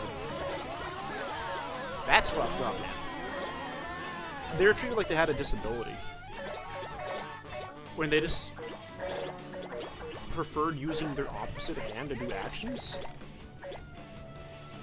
Fucked up. And, you know, I'll harass them. I'm happily gonna harass them for being different because it's playful jabs. I actually don't care that they use their left hand. It doesn't matter to me. And I make that, you know, I made that clear time and time again. Like, you be different. I'm gonna give you some, poke fun at you sometimes, but you being different is fine. The school system, though, emphasizes that and is like, man, are you different? Stop it. Conform. So that's fucked up. That's not how you should ever, like, deal with children, in my opinion. And I'm not a, like, behavioral research person. I'm not like a teacher or like a person who understands kids at a core level. I just was a child and know that it felt like shit being told that I was wrong for understanding the world differently.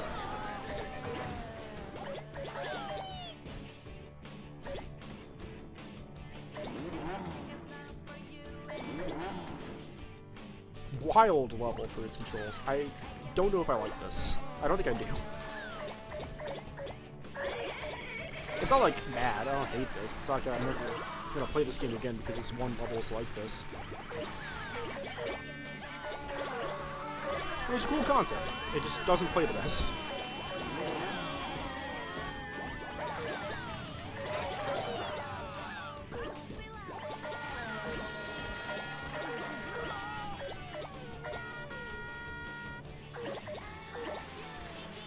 Or I remember the inverse of a lot of these conversations I had, where I had, and still kind of do have, a speech impediment.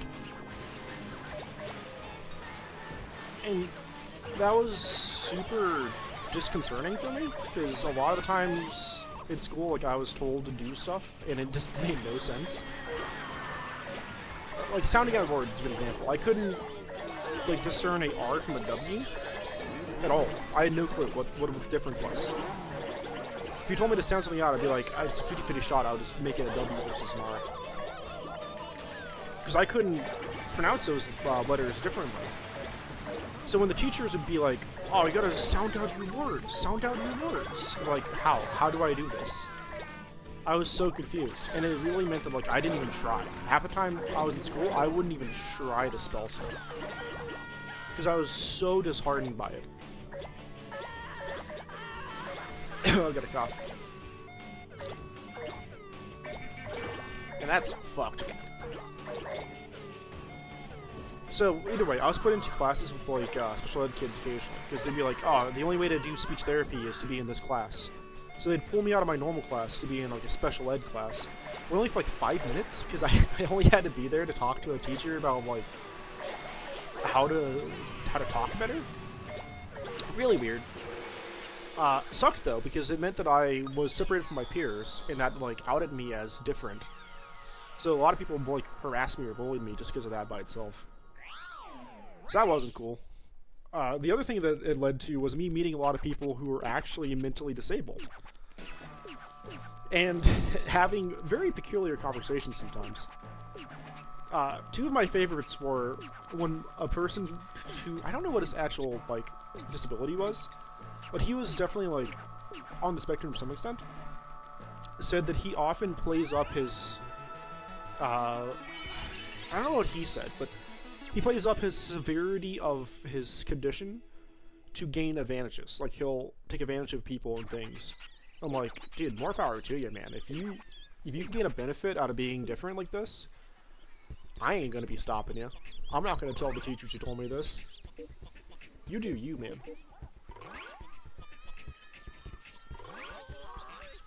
Yo. I hate that they say yo. The other kid I talked to, I didn't talk to him directly. I talked to a student teacher, to be fair.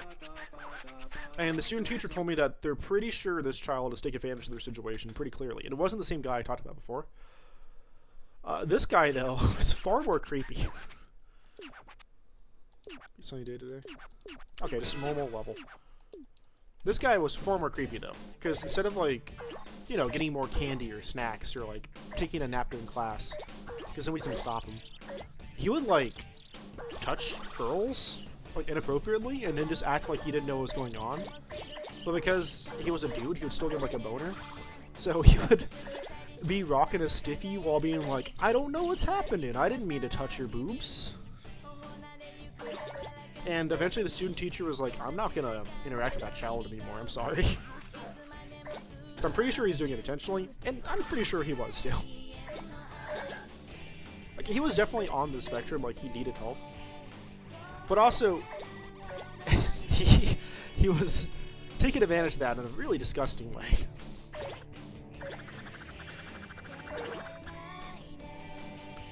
That being said, sweethearts, I met a lot of, like, mentally disabled people, and they're often very kind, very, very nice people. They just don't see the world the same way as normal people, in parentheses. I don't think they're abnormal.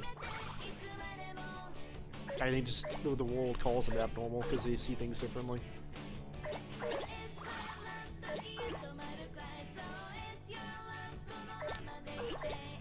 How did I get on that tangent?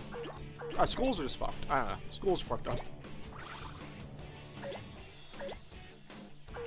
It's like a whole, like, initiation by fire thing going on with schools where, like, they just throw you in the deep end, and if you don't survive, you don't survive, man. I'm sorry. You're screwed. Like, the No Child Left Behind thing, I think is super severe, too, because it means that a lot of the times children should probably be left behind to some extent. Like, they should just be not given up on, but it should be clear that they're not going to get like a higher education, so get their basic education done, and then try to get them to a situation where they're comfortable.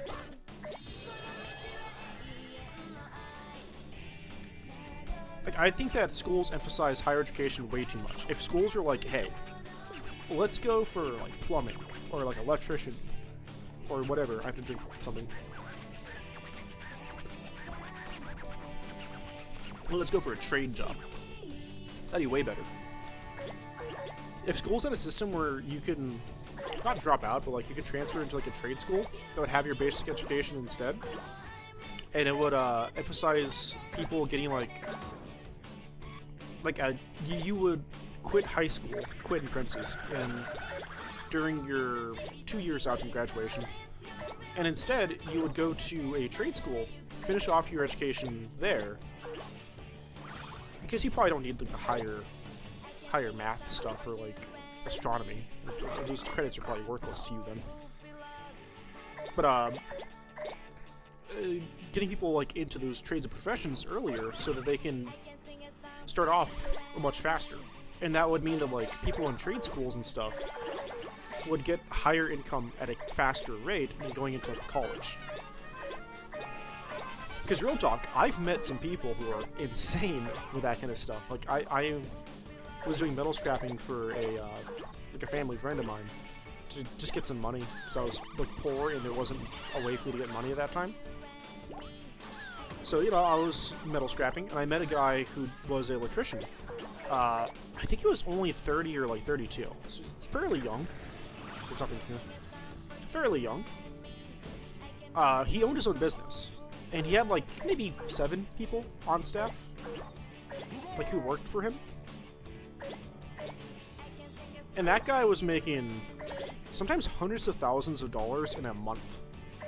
The job I met him on, and the reason why I was there for metal scrapping, is he was removing old, like, outlets and lights. There's really nothing over here. Outlets and lights from a government building. So he was just paid to go into that government building and uninstall lights and reinstall lights. Super easy job. Almost anybody can do that kind of a job. You just have to like take out the breakers or the power in particular areas. And usually those are just like there's a cover, take out the cover, go in there, take out the lights sometimes. Sometimes the lights block the screws and whatnot.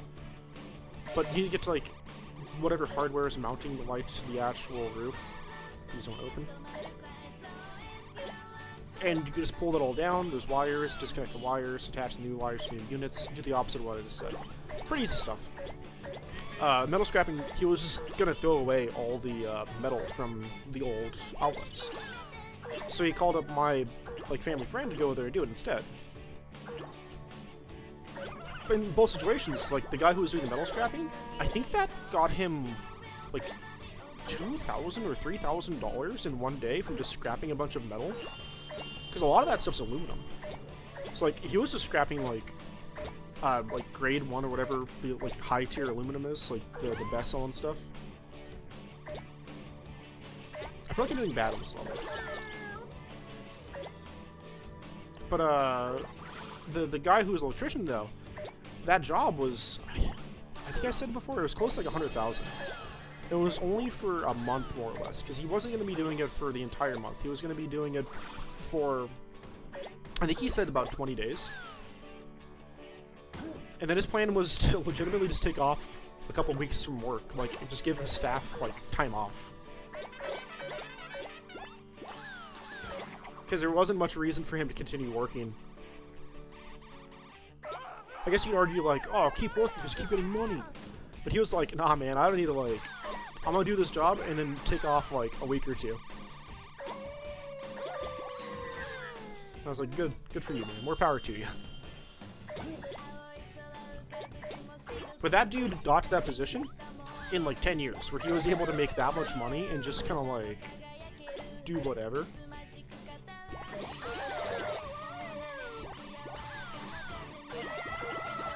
I feel like a lot of people who are in like long-term jobs with business management, doctorates, often don't make that kind of money in a month, and often don't have the ability to just say, I'm done working for a little while.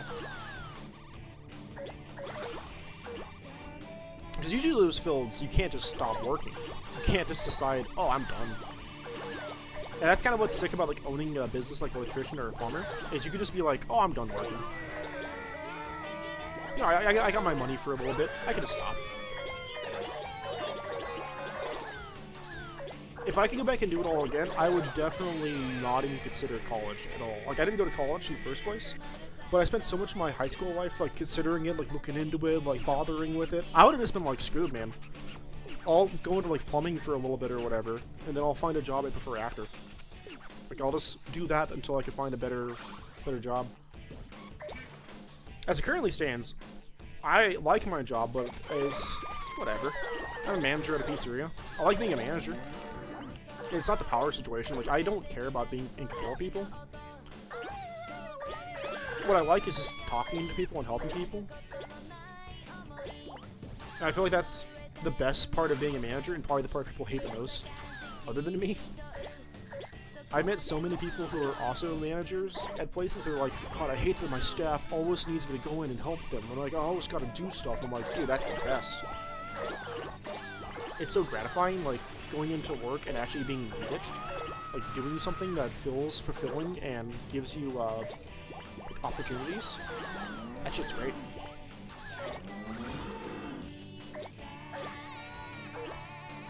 So it blows my mind whenever I talk to other managers, because they're always like, dude, I hate it. I hate being so relied on. It's a bummer, don't get me wrong. Like, I've had days where I get called in as soon as I leave. Or, like, I'll be asked where I was because I needed help. And I'll be like, dude, I had to take a shower. Like, I was out of town or, like, whatever. But I usually just make that clear that I'm not going to be in town on, like, my days off or whatever. Like, if I'm gone on this day.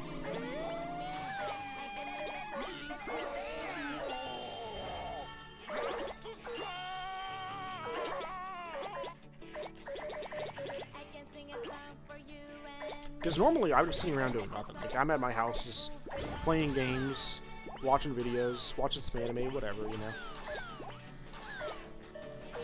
Is this vehicle spinning? So, getting called into work to help out for a little bit does not bother me.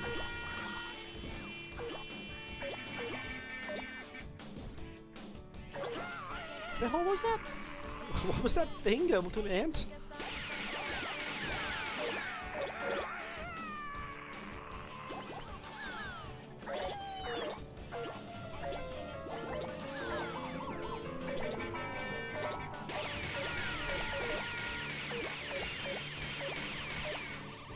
Sorry, I got distracted for a second. I just like this game a lot. It's a fun game. But I don't know. I think that jobs and professions, like working, that kind of stuff, is definitely necessary. It's also probably healthy. It's, I think, healthy to have a thing to do outside of, like, your hobbies and comfort.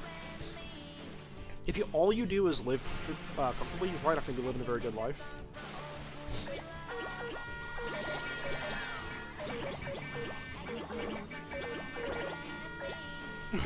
I had to sneeze again. But, I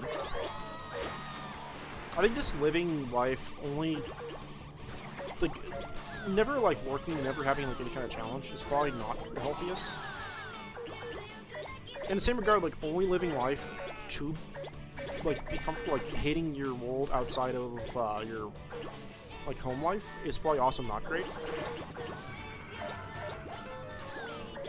I think if you dread going to work every single day, you might want to change like positions and professions.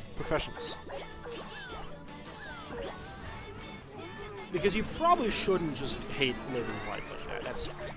I assume that's not healthy in the slightest. That's probably gonna mess with you.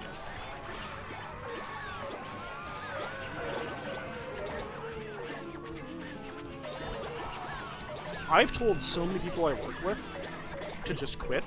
It's not even funny. I laugh, but, like, it's crazy how often I have to explain to somebody that they're not happy. Just leave.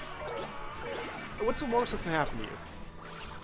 Like, you might, like, need another job or whatever, but, like, I recommend find another job, figure it out, and then get out of here. If you're not happy doing this, like, I work in a lot of restaurants particularly, because it tends to be where I prefer being. Like, I can do physical labor, like hard labor jobs, but a lot of those jobs suck. They're just not fun to work in. They're usually really hard deadlines and high cost, so while you get paid more money, the margin for error is so substantial. Like, if you mess up in a construction job or whatever, your mess up can cost hundreds of thousands of dollars. You can be out of, like, a job and financially destitute with just 1 day's of mistake. In a restaurant, usually you're gonna mess up, like, a $20, $30 order. So, I prefer the comfiness of messing up a $20 order rather than, like, a $200,000 house. I mean, like, how would you mess up that big of a house?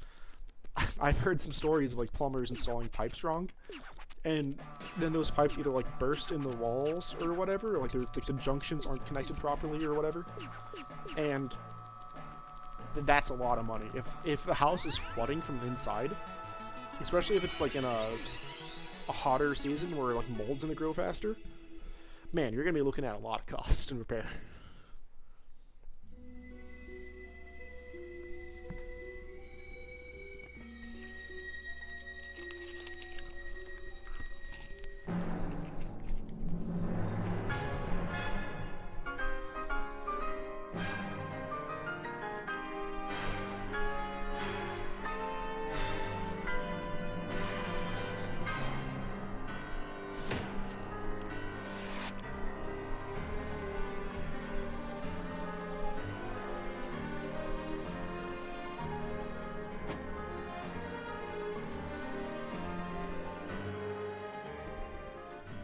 What a beautiful cutscene.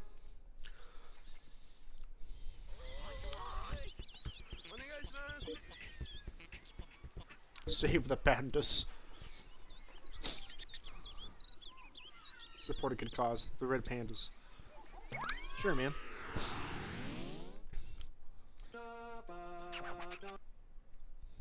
Only panda level? Or another profession I hated. Chocolate, we want to have some.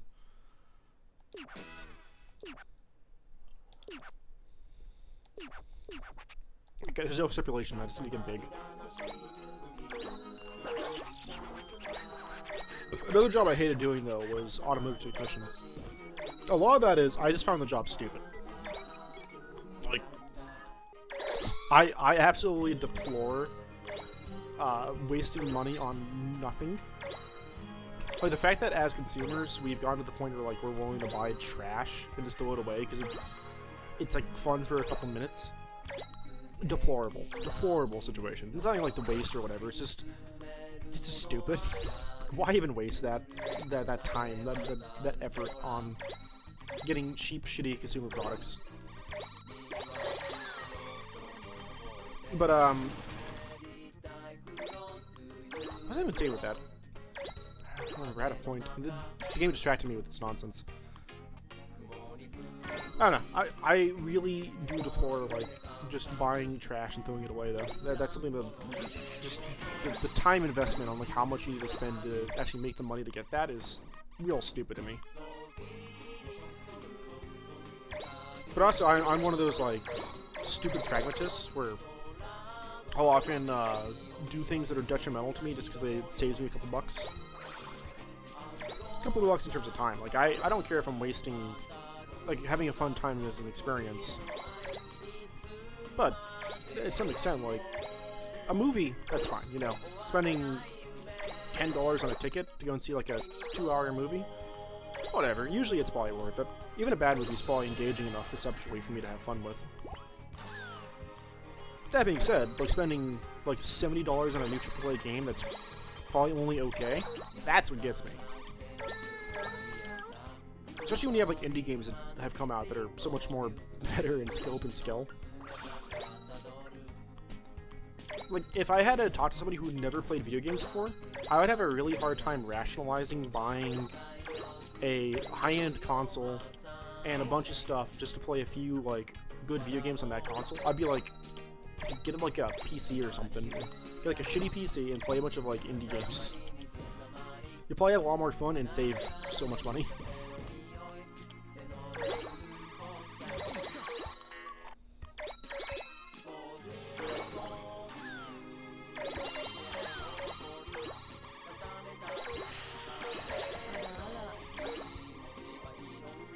And that's always been the case. I think that's always been the situation. Just marketing is really good at convincing people that something is worth something.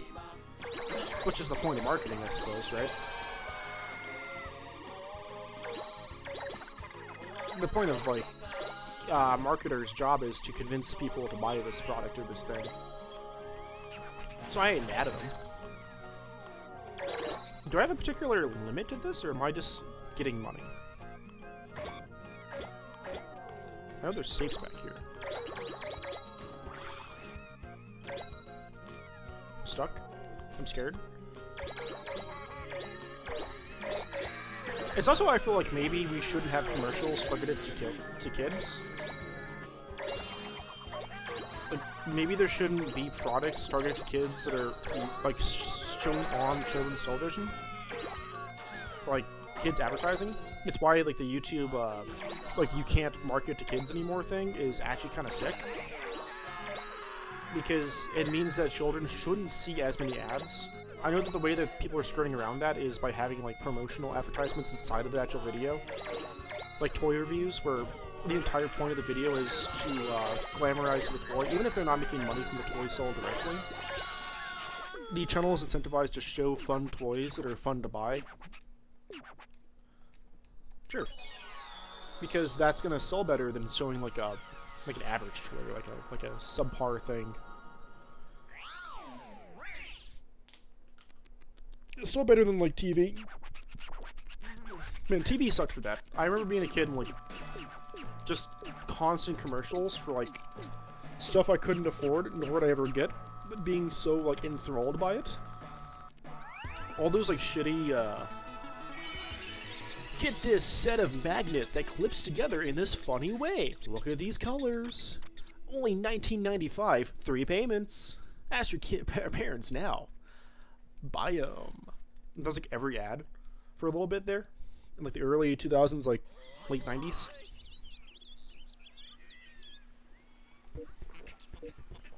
Shit was whack.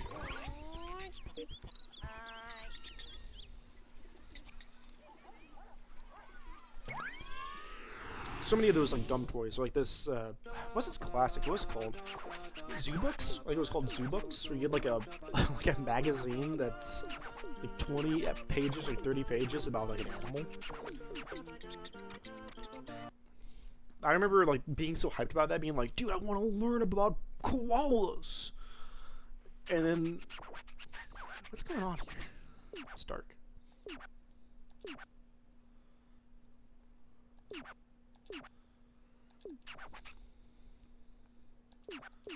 Okay.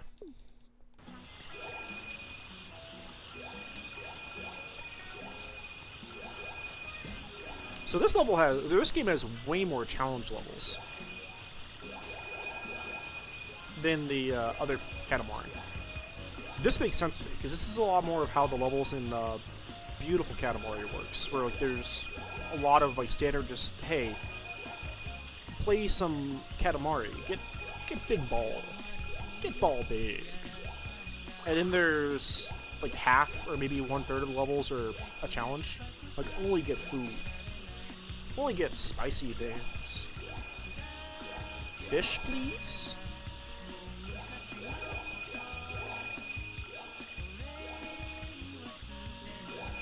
So this makes sense to me. These levels make a lot of sense.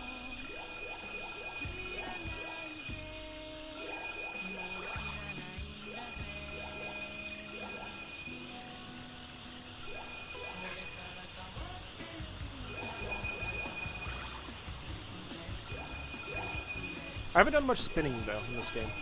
I haven't really felt the need to. The levels aren't, like, super big.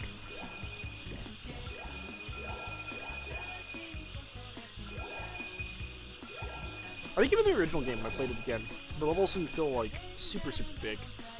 In Beautiful Katamari, the levels are huge. Like some of the like end game stages where you roll up the entire world, or some of the, like, they'll roll up the whole universe stages. Those are so big. But like in this one, everything's fairly well paced out. Like everything's kind of close to each other. I see you up there, present.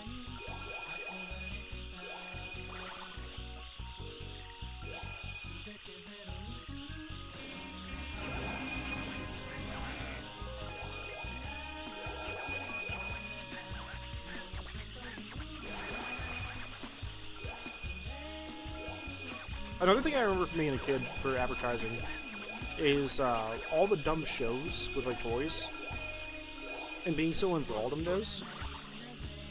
I'm happy I didn't become a Sonic kid because I very easily could have. Like, I remember playing the Sonic Adventure games being like, dude, this is so sick! Dude, Shadow! And just for some reason we stopped. Like, my friends and I just stopped. I don't know what it was. It wasn't because we thought it was cringe or whatever. I think we kind of just forgot. We kind of just forgot, like, that we liked Sonic. Which I think happens to most people. You kind of just get older and you're like, maybe Sonic isn't the most sick character ever. But then some people never experience that, and they live in, like, Sonic hell, where now they are Sonic kids. And once you're a Sonic person, man, that's who you are. I'm sorry. You live in that world now.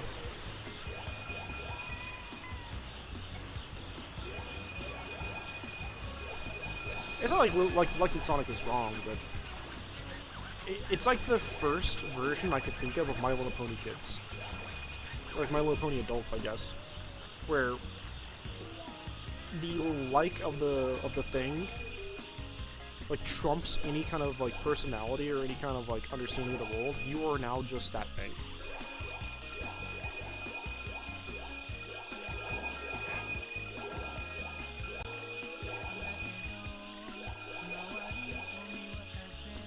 Cat staring at me. I like the way that guy sounds. Kind of bright though.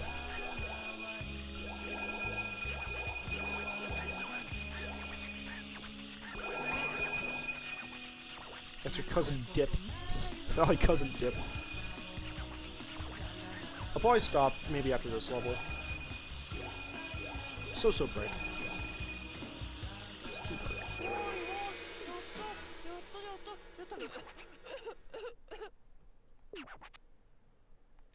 Sure. Apparently I was bright enough. I think I need to be a little bit brighter, but I was almost out of time. What are you biting, kid? The cat's biting stuff. A little freak animal.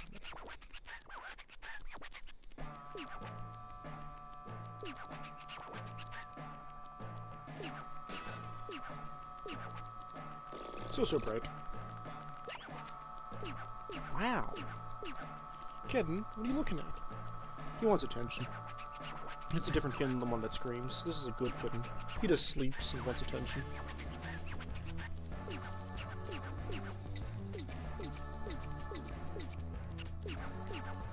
What a big guy you are, kid.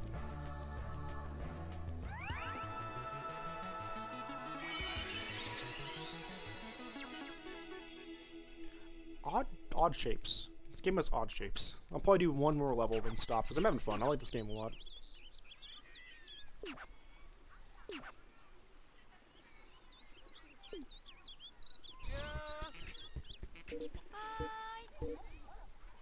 Bamboo Sword of Memory.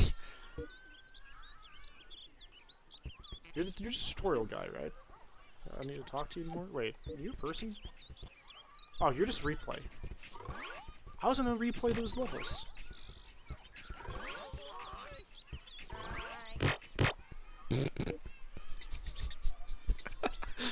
So loud. I want to make a simple snowman. Alrighty. Can do.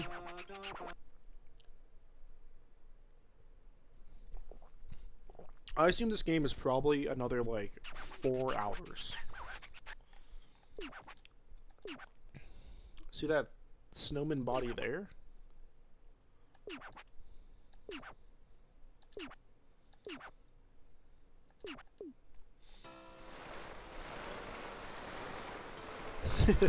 I like the visuals. Although I don't like how I haven't done anything. Am I just rolling up snow? Is my mass only based around snow? No, because these balls I can't roll up. Maybe it is snow, I don't know. There's a cat lying at my feet. This changes everything.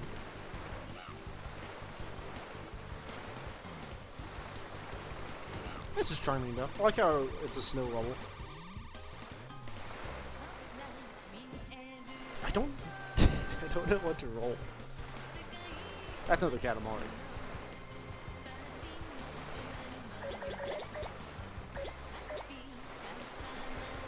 Inferior snowman. Give me your Z Kyle hands. I'm guessing if I get near fire, it's gonna melt my snow. Too big, too small for that. Hey, it doesn't. I don't like that guy's sounds as much. Weird and naked. Wait, I saw that. What's going on? What's happening? I want this. Can't pick these up. Bogus.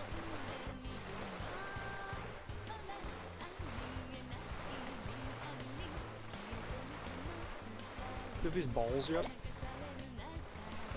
That's a small ball. It's a pretty large ball, man. Picking? I cannot pick up penguins yet. Small balls. I'm all about that. I think the developers knew this level was going to be a bit more annoying to complete, so they're just like, whatever, man. No time limit, just have fun.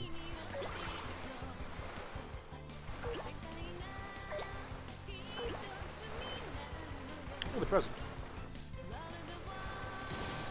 My balls! My brand! I have entirely forgotten where my brand is from. I just live in a world where my brand being yelled randomly is normal.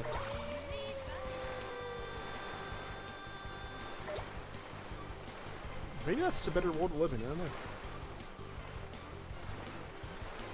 It's something that's said decently often, along with my friend group, but I'm sure they remember where it's from. I just don't remember anymore.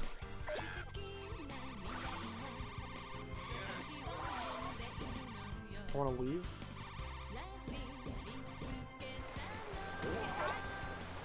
Almost.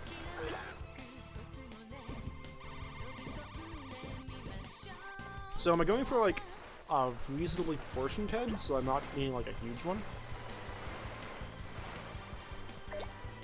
I want to pick up the inferior snowman. If it's just a reasonable portioned head, I'm probably gonna leave now.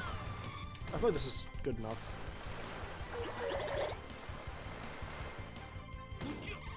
Okay. Guess I'm going the long way then. I think I actually need to go to that bridge. The Penguin Bridge. No! Not me!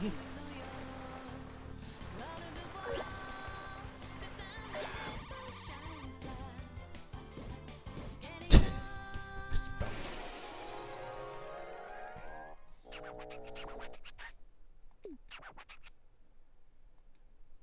Sure. Is that too big or too small? What is my snowman's mass like? I don't know if the point of this level is to get a big snowman or a small snowman. So fun, isn't it? It's 200% more fun than a Katamari. Of course.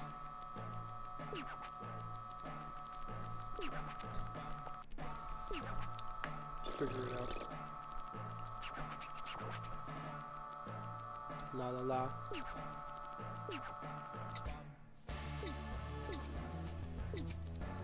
Where do I see? I guess I did fine. I don't know if the point is to make a giant one.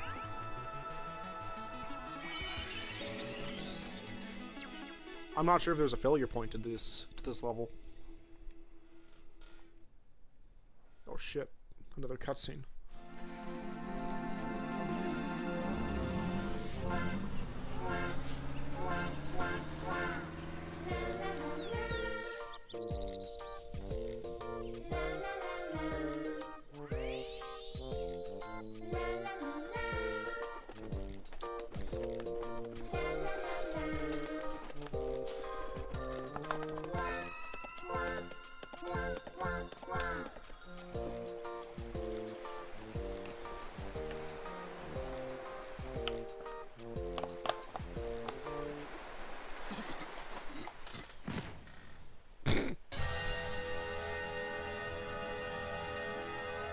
He did. What a way to go. Everybody's so happy. You know what? One more level. I got it in me. Oh no, this cat. Kitten, what are you doing?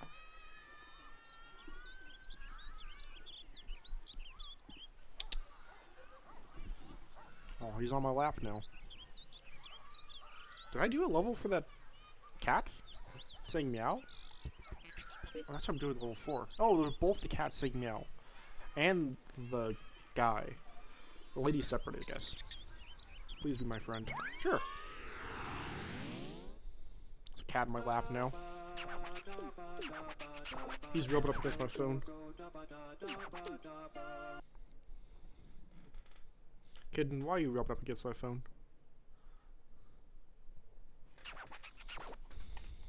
Oh shit, this is a normal level. Kitten, please don't knock over my tea. This is not a normal level. I need to get friends.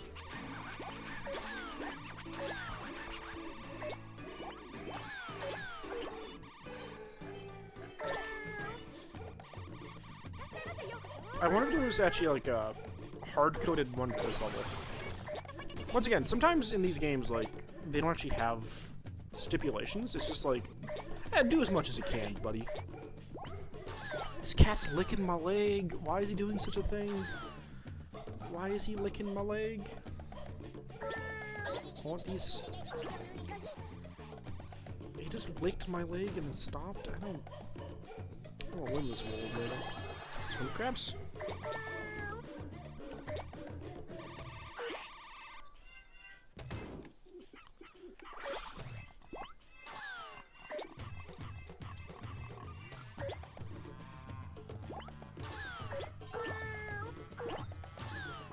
Why? What is this cat on my lap doing? I'm done being down here.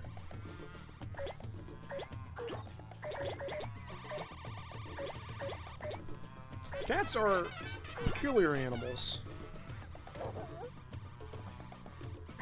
I think they are my favorite of like the domesticated things.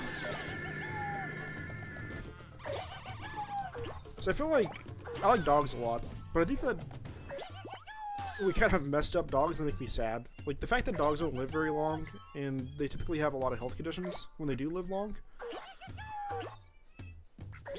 The song's a banger, but and that's like mostly caused by us inbreeding dogs and like ruining their genetic pool. Super sad. Very, very easily preventable. We just could have not done that.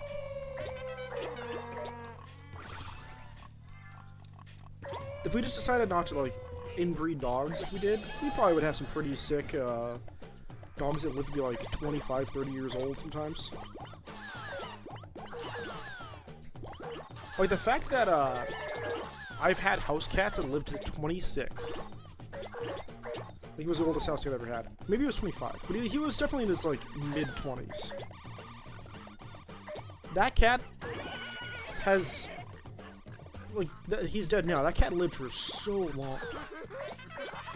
I think he eventually just died of old age. Like he didn't even like get any disease. Like he didn't have like cancer or anything. He just got old. Good for that cat.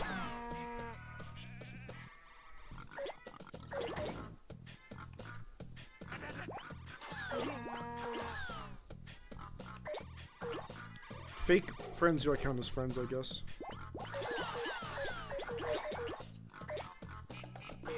But good for that cat. I like cats. Oh man, I saw a cousin up there. That cousin looks weird. I want him.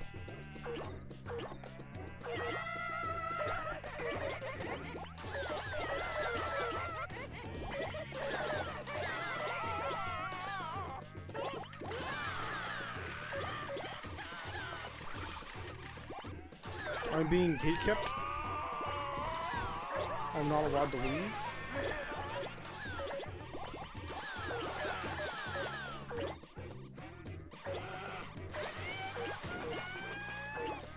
Damn, that polar bear really bonks you pretty good.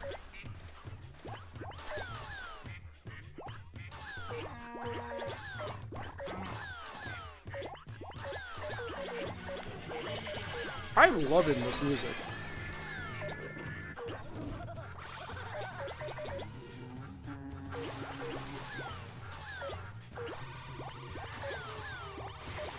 It's kind of sick.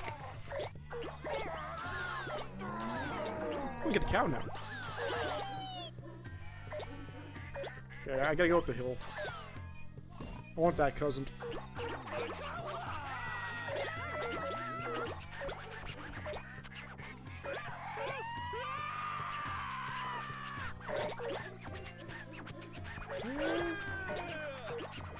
I think I'm all done with this little area.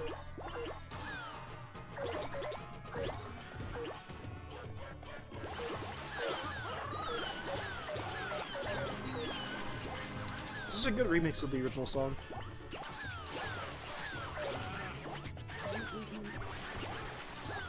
A present? Oh man.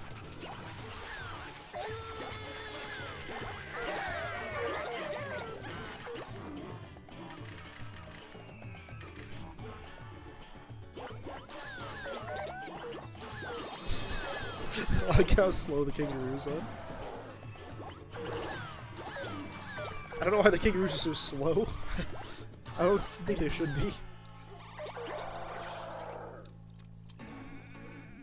The camels are running.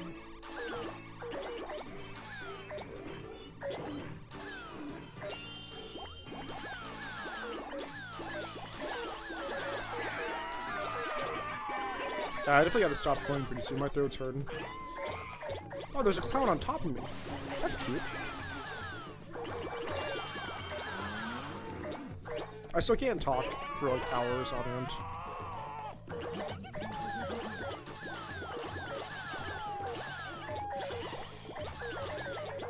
Like, I ain't built that way. That was a lot of stuff, though. That was good. Good progress. What's making this horrible sound in my ear?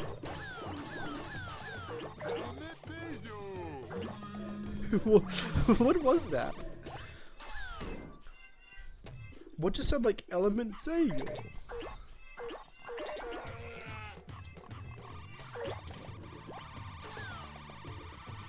I don't know if I can really get much bigger.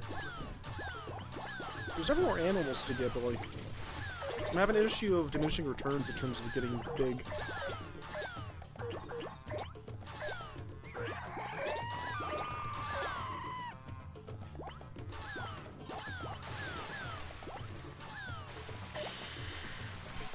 I have a lot of time though.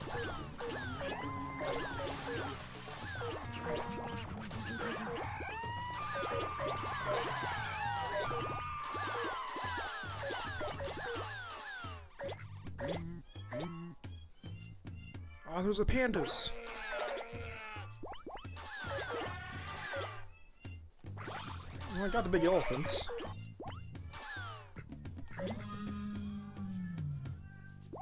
Yeah, this level's pretty scarce.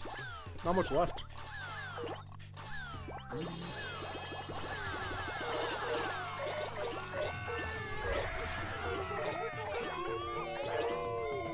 I did it.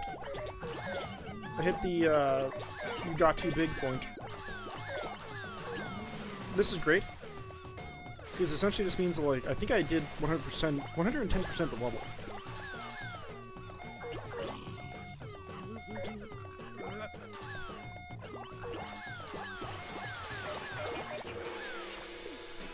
Yeah, it's pretty good. Your Katamari is as big as 132 dolphins. It's pretty big.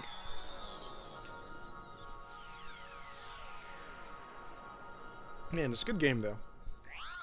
I'll probably come on at some point again to finish this game up. Big fan of Katamari.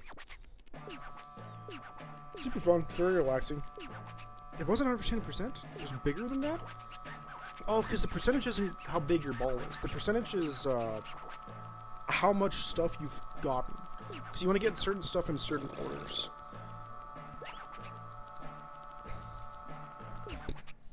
Can I be that tall freakoid with the giraffe head?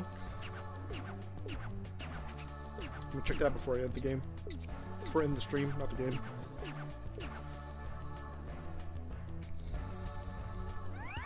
I'd love to be that tall freakoid.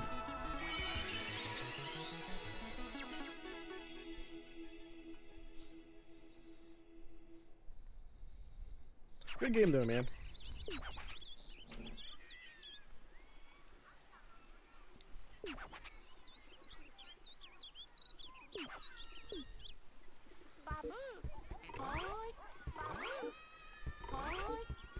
There you are.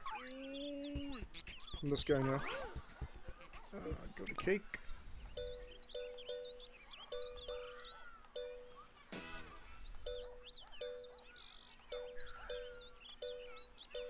I give you a nose.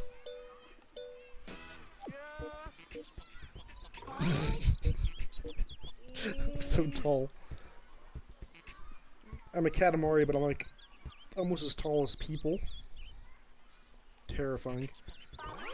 Is there a house is safe? Yes. It doesn't matter. This isn't real game. This is only one real one. Sure. Well, that's gonna do it for me. I streamed for a good 2.5 hours. Is the game gonna... Okay, there it goes. I'll probably come back at some point and play the rest of this game. It's a fun game. I recommend it. Bye.